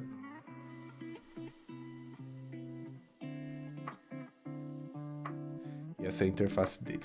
Na verdade, a interface dele ela não tem essa parte aqui, ó. Ela é assim quando você abre da primeira vez. Eu ainda não sei direito usar o Mocha, mas eu sei um pouco, certo? Eu descobri recente essa parte aqui de baixo. Mas no momento vamos deixar o Essentials aqui. Que é como eu usei a maior parte da minha vida, o Mocha. Aí nele aqui, a gente tem o nosso vídeo, aqui, a nossa timeline. Aqui embaixo você consegue dar scrub, né? Você consegue mexer na timeline. Para você dar zoom, você segura o Z no teclado e aí arrasta. Zoom. E para você mexer, você segura o X e arrasta, certo? Então, zoom, X e Z, certo? Certo. E aí, o que o Mocha faz? O Mocha faz motion tracking, né? Vamos supor que a gente queira fazer o tracking da cabeça aqui, do nosso amigo Rick Astley. A gente vai pegar essa ferramenta aqui da caneta. E aí a gente pode fazer aqui uma marcação num ponto que tenha contraste. Esse vídeo tá péssimo, né? A qualidade é ruim. Mas uma coisa que tem contraste é o olho dele. E aqui do lado a gente escolhe o que a gente quer fazer o tracking. Nesse caso seria legal fazer do transform, né? E do scale e da rotação. A gente vem aqui até na rotação. E aí a gente pode tanto apertar esse botão aqui ou apertar esses botões aqui para ele fazer o tracking, certo? E aí vamos fazer o tracking. Vai dar tudo errado, eu acho. Mas a gente aperta aqui, ó, e ele vai começar a fazer o tracking. Olha, surpreendentemente, não deu tão errado assim quanto eu achei que ia dar. Ó, aqui a gente tem um tracking.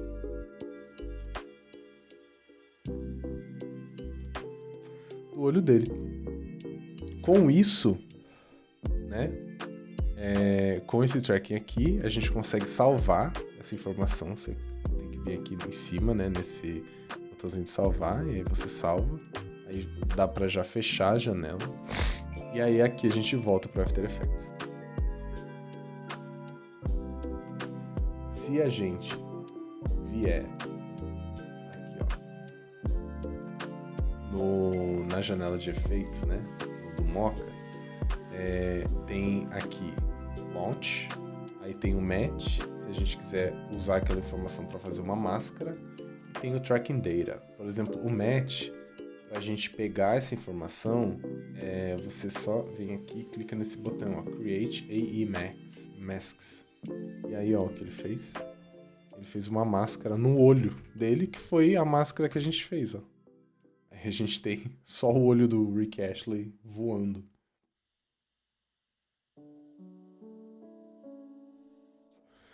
Mas a gente não quer uma máscara, né? Então a gente volta aqui pro Mocha e vai no Tracking Data. A gente quer o Track Data. Aí para isso a gente vem aqui no Create Track Data, pra gente pegar a informação do tracking que a gente tinha lá do Mocha. E aí a gente pegou tudo aquilo lá. Se a gente vem aqui e expande, olha quantos keyframes ele criou aqui. Isso tudo aqui é o tracking que a gente tem.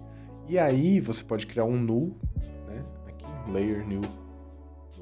Eu gosto de fazer o meu nulo falso, né? Então eu criei aqui um guide. E aí você escolhe aqui transform e você escolhe o layer que você quer aplicar isso aqui, né? Nesse caso é o guide. E aí você vai em apply. E assim que eu aplico, olha aqui o que ele fez. Ele criou o tracking bem onde a gente queria, que era no olho dele. E aí, se eu venho aqui, por exemplo, e pego uma imagem, deixa eu pegar aqui uma imagem. Tem uma imagem bem boa para esse exemplo. Eu vou pegar. Onde que tá?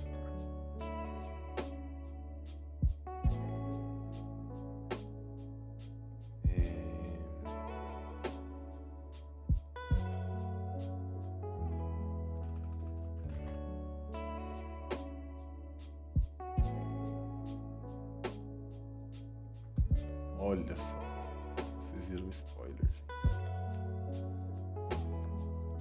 Mas ó, eu tenho aqui uma imagem boa. Putz, essa tá foda. Essa tá tudo uma merda. Essa tá tudo uma bosta. Mas olha aqui, ó, tem isso aqui.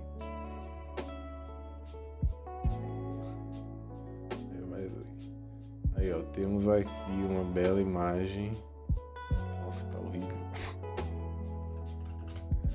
Temos uma bela imagem pra botar aqui em cima.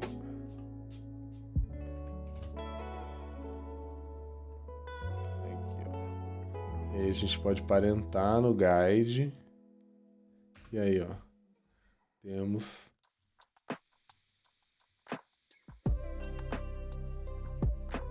A gente tem o nosso tracking bobo ali, ó. Mira. Isso é um começo do que dá pra fazer, entendeu? Eu acho que no seu caso não precisa, né? É uma bobagem, eu imagino. Então, assim, isso aqui tá mais do que bom. pro que você tá se propondo aí a fazer. Mas é isso. Isso é uma bobagem aí que dá pra fazer. Obviamente que dá pra melhorar muito, né? Mas eu não vou fazer esse trabalho de melhorar, não. Vai ficar só isso aqui. Ai. Mas é isso, gente. Tracking. E aí, vocês têm mais alguma coisa que eu posso mostrar? Se não, eu acho que por hoje é isso, gente.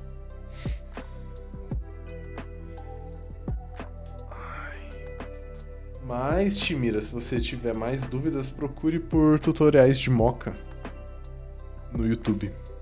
Vai te ajudar. Nossa, frame a frame é foda. O Mocha, ele ajuda. Às vezes, ó, vamos supor... Eu posso renderizar isso aqui.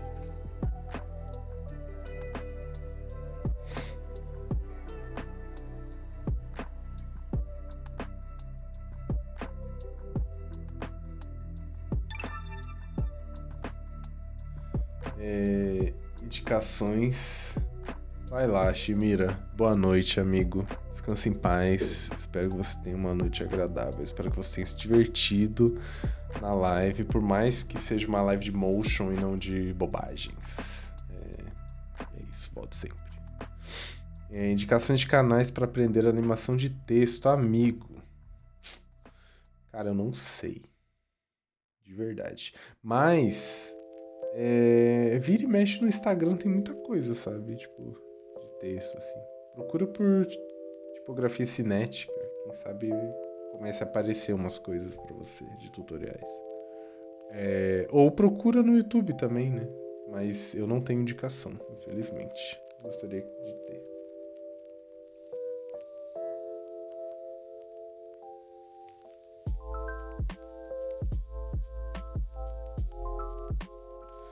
Vou salvar isso aqui também.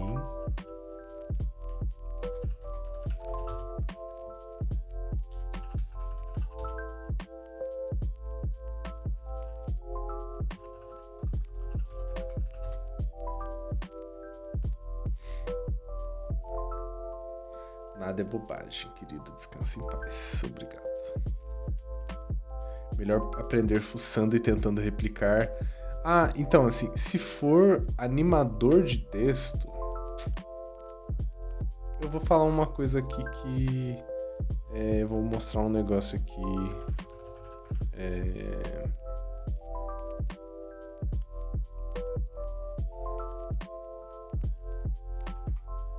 Eu vou mostrar um negócio aqui que a Gabi comentou. A Gabi comentou. E aí é um bom momento também para mostrar.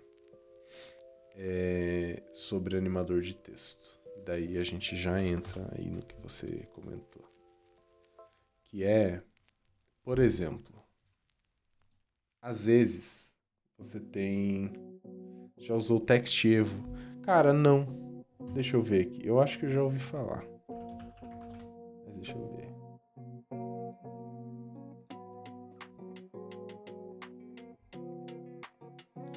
Esse aqui.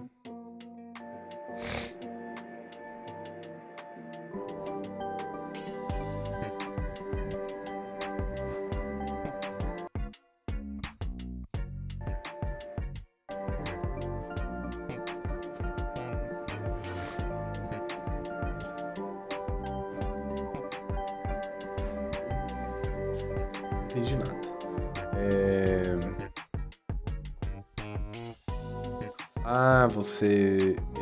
Ele controla o animador de texto com coisa? Não, nunca usei. Nunca usei. Interessante, eu posso dar uma olhada. Mas o que eu faço, eu não uso muito animador de texto. Quer dizer, eu uso muito animador de texto, né? Pra fazer templates, pra fazer toolkit, é só animador de texto, né? Mas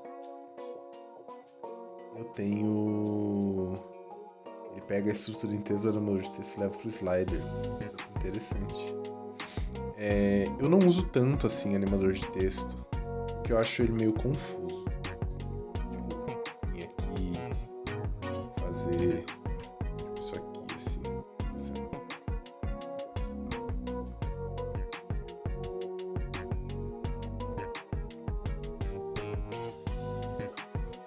Fazer assim. Eu acho... não gosto muito, não. O que eu faço com texto é outra coisa, ó. Venho aqui, adiciono o animador de scale. Aí eu deixo 0. Eu venho aqui, index. Nesse caso, words. E aí...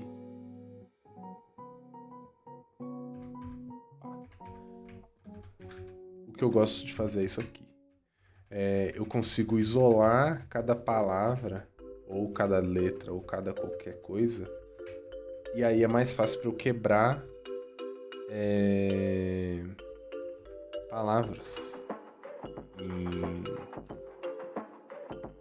3, por exemplo. Eu consigo quebrar isso em 3, e aí eu animo as 3 coisas separadas. Isso eu gosto de fazer. E daí, tipo, você vai mudar o texto, tipo, isso aqui vai virar, sei lá, virar CCC, BBB, você consegue copiar, colar aqui. Mas, por exemplo, deixa eu explicar, né, agora o que eu fiz, porque eu não expliquei nada, eu só fui fazer.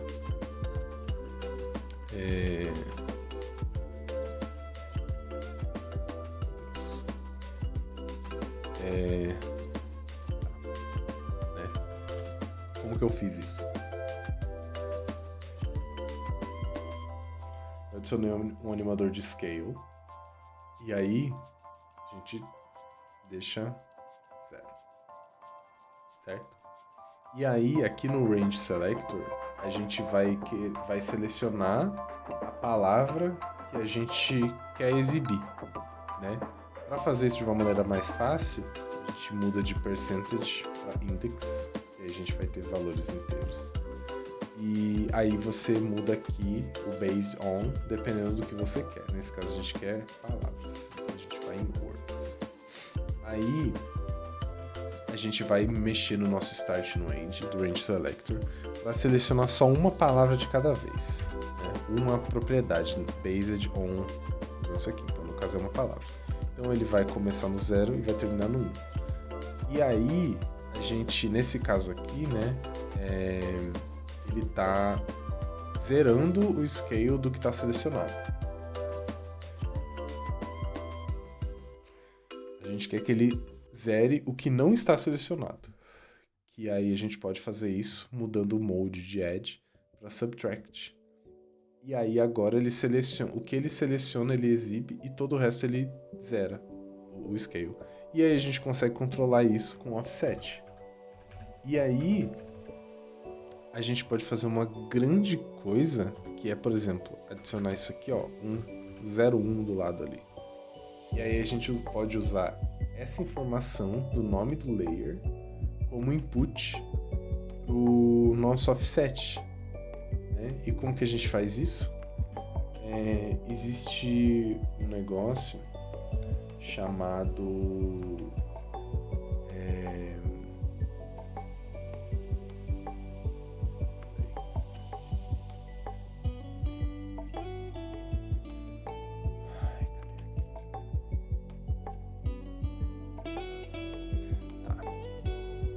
eu só tenho isso no meu assim. A gente já vai, gente. Peraí. Vou copiar uma coisa.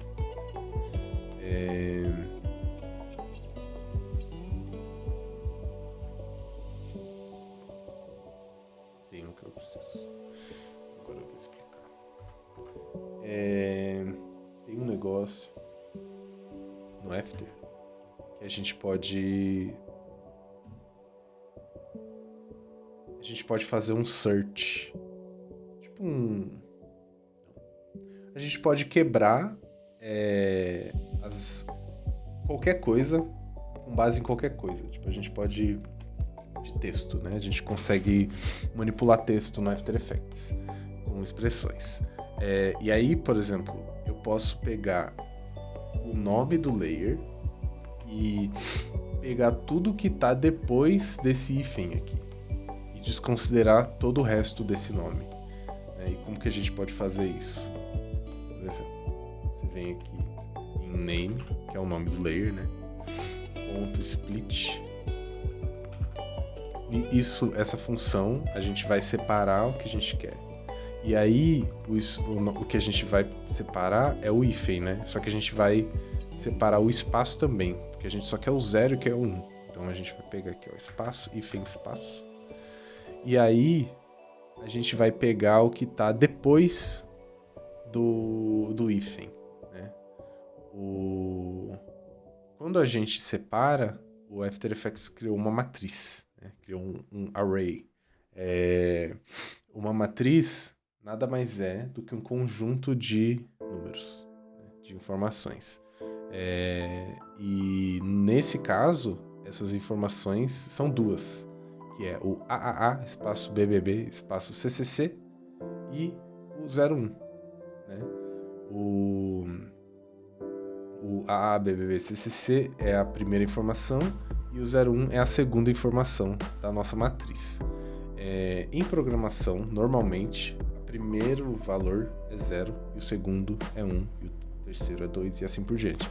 Então, nesse caso, como a gente quer pegar o nosso segundo valor, que é o 01, a gente vai precisar pegar o segundo valor da nossa matriz, né? A nossa matriz aqui, chaves, só que a gente quer o segundo valor, como a gente começa no 0, a gente quer o número 1, que é o segundo valor.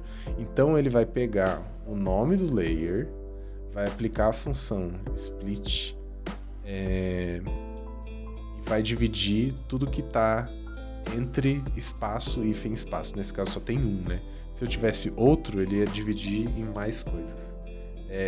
E a gente vai pegar a segunda informação, que é o que está depois do hífen, que é o 01, que no caso é o nosso segundo resultado aqui, segundo item da matriz, certo?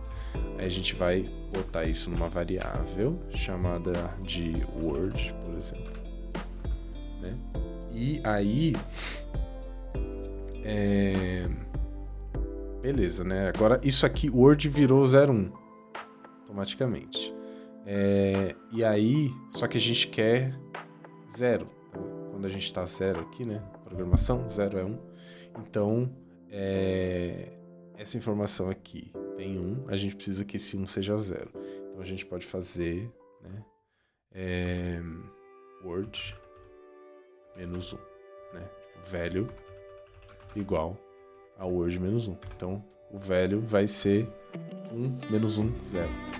E nada acontece, porque deu certo. E aí que acontece a parte legal, que é quando eu duplico isso aqui, esse 1 vai virar 2. E aí ele automaticamente vai pegar a segunda palavra. E aí quando eu duplico isso, ele vai pegar a terceira. E se eu adicionar mais coisa nesse texto, vou botar aqui, ó, AAA, BBB, CC, DDD. Aí eu copio todos aqui. E aí se eu duplico mais uma vez, agora a gente tem o DDD, que seria a quarta palavra. E aí você consegue manipular esse texto separado. Porque normalmente, né, o que você teria que fazer sem isso, ou você, sei lá, duplica o layer, aí apaga aqui, só que aí ele tá centralizado, daí você tem que ir lá, reposicionar no lugar, e o BBB, enfim, você tem que reescrever a palavra, basicamente, né? Ou o que o pessoal mais faz, que eu vejo, é fazer máscara, mas aí Deus nos acuda, né? Fazer máscara pra tudo. E aí, mó trampo também. E também se mudou a palavra, se mudar o texto, já era. Você tem que fazer todas as máscaras de novo, né? Nesse caso, se mudou o texto, você só tem que copiar e colar o texto. É bem mais rápido. Então, isso aqui é bem útil. E aí, se você quiser fazer por letras, por exemplo, você vem aqui no Words e deixa Characters. No caso, Excluding Spaces. E aí, ó, ele virou por letra. E aí você consegue fazer isso aqui, ó. Você consegue vir aqui, cria um master, 2 sliders.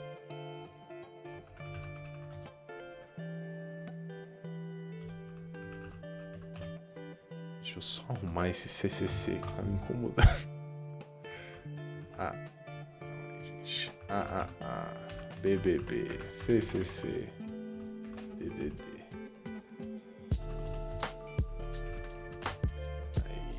Aí daí já vou aproveitar esse renome aqui pra Character Selector. E aí duplica. E aí, ó, guide e Y-posinho, Y-out. Vamos lá fazer nossa animação menos 100, 100, inverte, bota o easy. Gente, eu tô fazendo inclusive aqui isso correndo porque foi o que a gente fez a live toda. Então, quem viu tudo sabe mais ou menos o que tá acontecendo. Quem viu isso sendo explicado. Se você não viu, vai ficar salvo. E aí você revê. Mas é isso, ó. A gente pode vir aqui. Eu vou copiar porque é mais rápido, né? tem essa expressão pronta já. E aqui.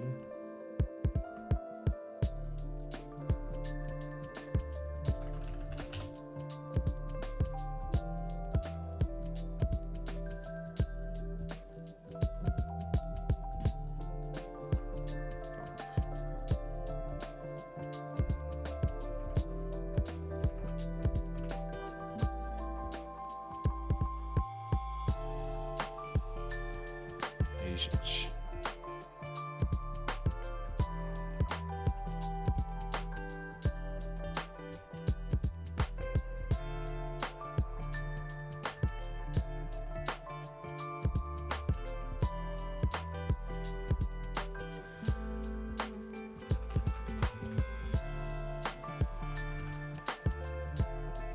E aí?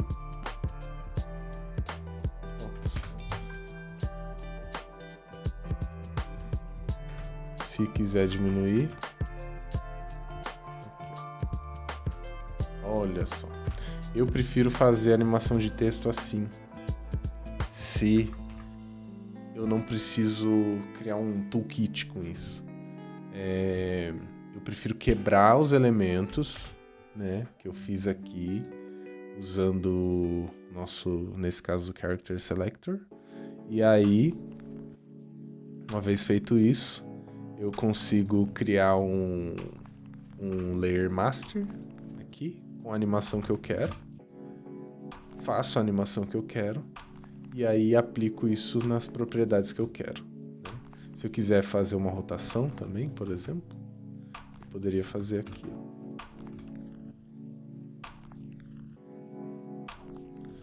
Hot in. Hot out. Quero fazer ele girar, sei lá, 15 graus.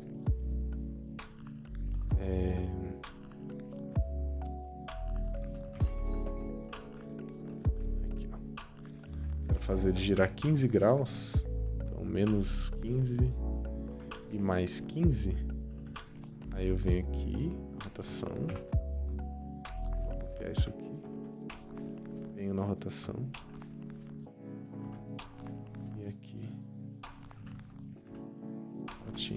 Hot out. E colo em tudo. O único problema agora só é que a rotação tá no Anchor Point, né? E o Anchor Point de todos estão no mesmo lugar. Mas uma coisa que dá pra fazer é botar, centralizar o Anchor Point aqui de todos, que quando separa a posição ele dá uma zoada.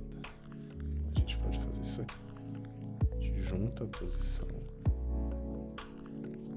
Centraliza, aí separa a posição de novo e aí cola a expressão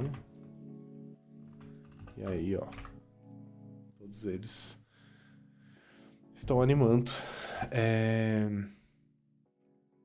enfim, com base num layer guia. Eu prefiro fazer assim. E aí, né, isso aqui você pode mudar para o que você quiser. Inclusive, dá para fazer isso aqui, ó. Não vai ficar muito bom, porque, enfim, tá feito de uma forma que não vai ficar muito bom. Mas eu posso fazer isso aqui, ó. Pegar o source text e usar, ó, discomp, name. E aí, eu venho aqui, ó, copio e colo. Olha só. Eu tenho a animação. E aí, se eu venho aqui, eu renomeio a comp para AAA, BBB, CCC, TDD. Olha o que acontece. A gente tem a nossa animação. E aí eu posso escrever aqui qualquer coisa. Olha só. E eu tenho um rigzinho pronto de texto. Isso é divertido. E aí você pode fazer, né? Você pode fazer o seguinte ainda, mais incrível ainda. Ó. Você vem aqui.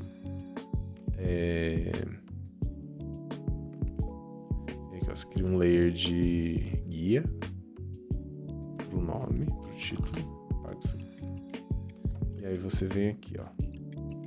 Isso aqui vai ser isso aqui.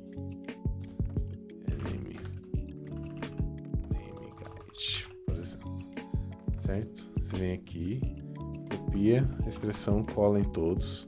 E aí, esse name guide aqui, você vem aqui no Essential Graphics, arrasta, ó, você arrasta para cá. E aí isso aqui agora virou uma Essential Property. E aí, se você cria uma pré-comp, né, daquilo lá, e agora você tem, por exemplo, 2 layers, certo?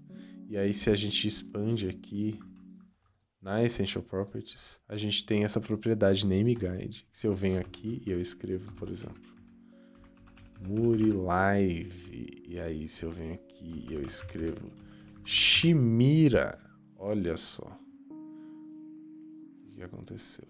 Um grande problema. Ah, é porque tem isso aqui, tem que apagar, né? Ou eu já posso transformar ele num guide. Aqui, ó. Eu tenho com uma pré-comp, eu tenho agora um animador de texto que eu posso mudar pro que eu quiser. E eu posso escrever o que eu quiser aqui, ó. Ele só não vai funcionar, né, se tiver mais do que 10 caracteres, eu acho. 12 caracteres, porque não tem mais layers, né? Mas enfim. É isso, entendeu? Uma coisa que dá pra fazer. Tudo que eu mostrei agora em projetos grandes é útil. Cara, por exemplo, eu fiz projetos do Fortnite, que o Vitor me ajudou a fazer a localização, inclusive, que ele foi localizado em 14 idiomas. Então, no final eram, sei lá, 9 animações de texto, vezes 14. Então, é quase 130 renders. Então, dá muito trabalho fazer na mão, né? Então, se você, imagina 126 comps de texto diferentes, sendo que aqui eu tenho uma, e aí eu posso só reescrever ali, eu não preciso duplicar a comp, não preciso mexer na animação, entendeu? Você criou um preset ali, e aí você, do jeito que você quis, né? E aí você só, troca o texto ali. Então, enfim, animador de texto é bom.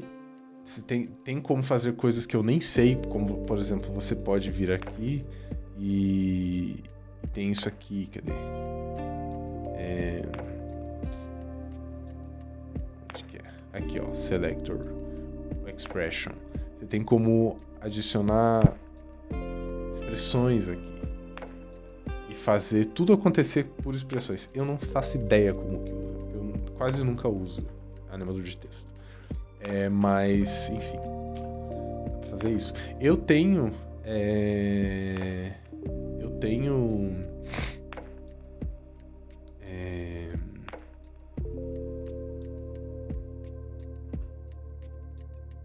gente, às vezes só. Mas, o que eu ia falar? Eu tenho esses scripts, todos eles, de texto, prontos. E eu vou deixar também um link deles para vocês baixarem. Eu vou botar aqui,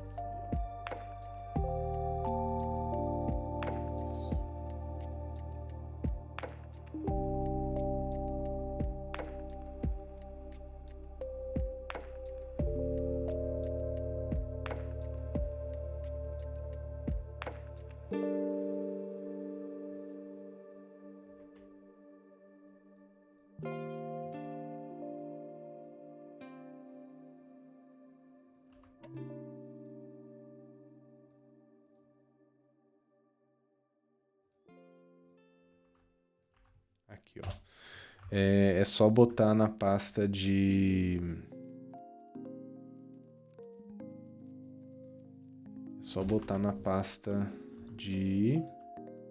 scripts do After Effects. Você vai lá em After Effects. Aqui, ó, scripts. E aí tem a pastinha que é Splitter. você bota isso aqui. No Windows é mais ou menos no mesmo lugar, mas eu não sei exatamente onde é. Mas você bota lá na pasta Scripts e daí eles ficam acessíveis aqui, ó, em File, Scripts, daí tem aqui, ó, Split into Characters, Lines e Words. E aí quando você faz isso, né, você já tem aqui, ó, aqui, Split into Characters. Ó, ele já faz tudo, ó, ele já bota, renomeia o layer e ele bota aqui, ó, Character Selector. E ele já bota a expressão certinha aqui.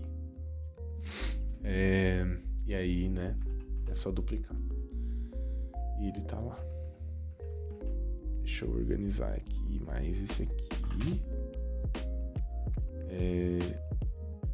Daí.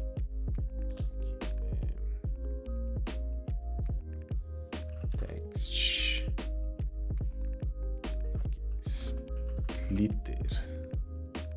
Text splitter, gente. Text splitter.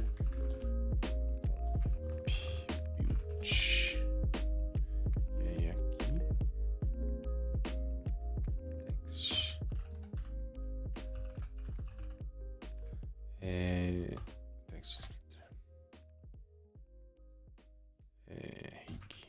Não sei como que eu chamo, gente. Vai ficar assim, foda-se. Essential Properties.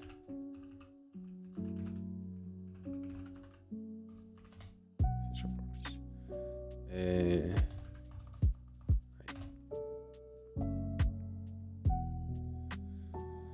Ai. Gente, eu acho que é isso. Já é 00:44. Temos aí diversas coisas. Eu vou deixar isso aqui salvo e vou mandar para vocês. Isso aqui eu não preciso ter. Aqui, ó. Esse vai ser o arquivo da live de hoje. Deixa eu salvar aqui.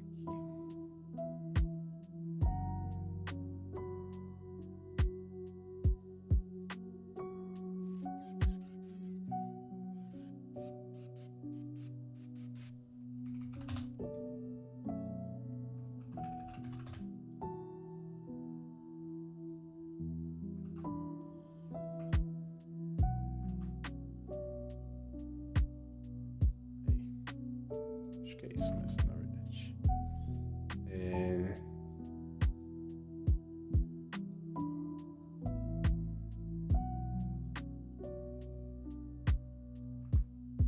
Sim, ó, esse aqui é o AEP, gente, se vocês quiserem já baixar aí.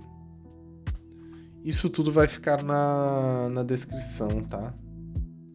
Na descrição da live, porque vai ficar salvo no YouTube. Eu vou cortar e aí eu vou postar lá no YouTube. E se você quiser o canal do YouTube, é só você entrar em murilo.tv e aí você vai direto pro meu canal do YouTube. E ele vai ficar salvo lá. E aí na descrição eu vou botar os links. O velho 1 e o velho todos. Vou botar esses links. E aí vocês vão poder baixar. Mas é isso. Eu acho. É isso, gente.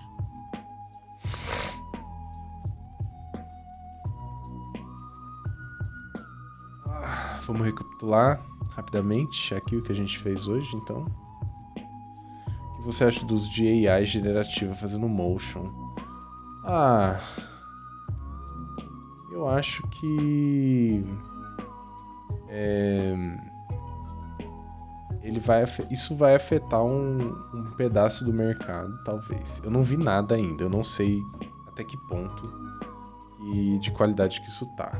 Mas eu acho que sempre vai ter um mercado que vai ser afetado. Mas eu acho que esse mercado é um mercado muito... acho que talvez ele acelere certas coisas.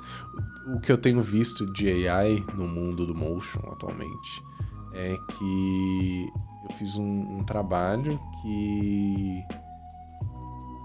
eram fotos que a gente tinha, e aí o cliente queria que isso fosse animado. E daí a gente usou o Runway para animar essas fotos.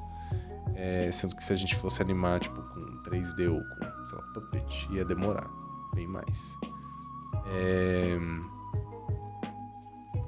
Mas esse uso de AI Generative fazendo motion, eu acho que se vai ter um mercado que vai ter, vai pegar para corte de custos.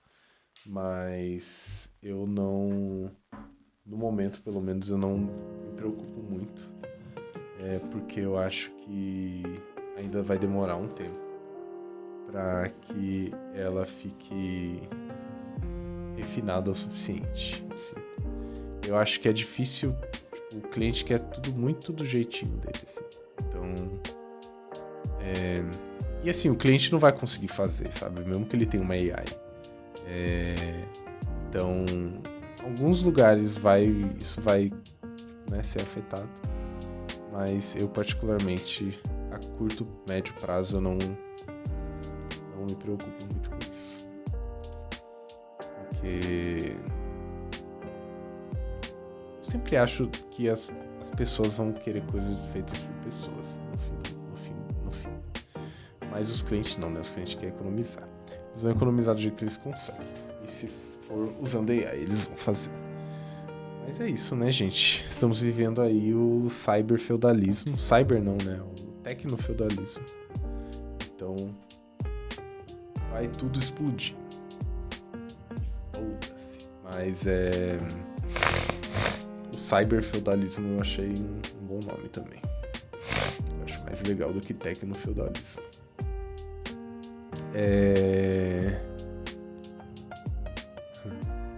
Exatamente. O cliente só tem dinheiro pro pastel, mas ele quer o resultado mais incrível do mundo. Então, recapitulando, gente, ó. Inpoint e animação baseada no in no outpoint, usando um layer master, um layer guia, né? Tipo um layer master. Você faz a animação aqui no layer master, nesse caso a gente fez o de posição. E aí, você usando essa expressão aqui, você consegue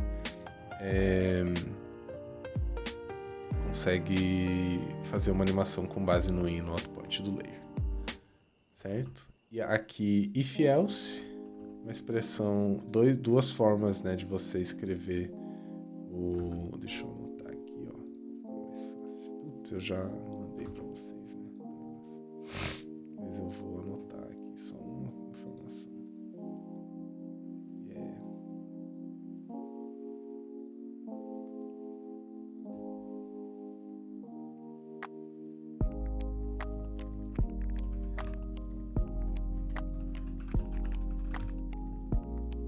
Adicional internet.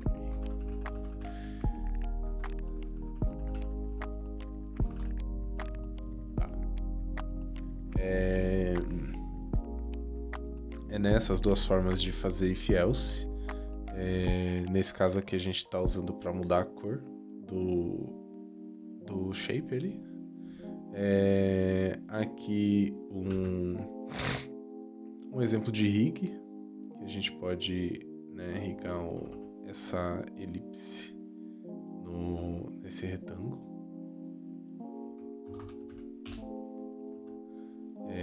Enfim. Aí aqui é um exemplo do time.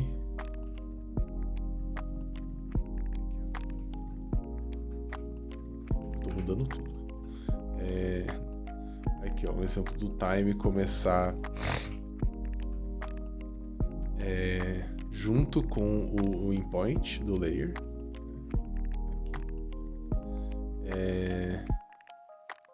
E o text splitter aqui, que a gente, né, na verdade, o text splitter. E aí ele de essential property. Como funciona? É isso que a gente fez. Não tem mais coisa aqui. Aí tem o match cut, que é só o quadrado virando o círculo, que daí eu usei para fazer o if else. E aqui o stretch, esse exemplo aqui de como usar um scale junto com a posição, se você quiser fazer um movimento muito rápido. E aí ele faz essa animação aqui. Mas é isso que a gente fez. Eu vou mandar de novo o link. Eu salvei o arquivo, não sei se ele mudou o link. Deixa eu ver, na verdade, se ele vai mudar o link.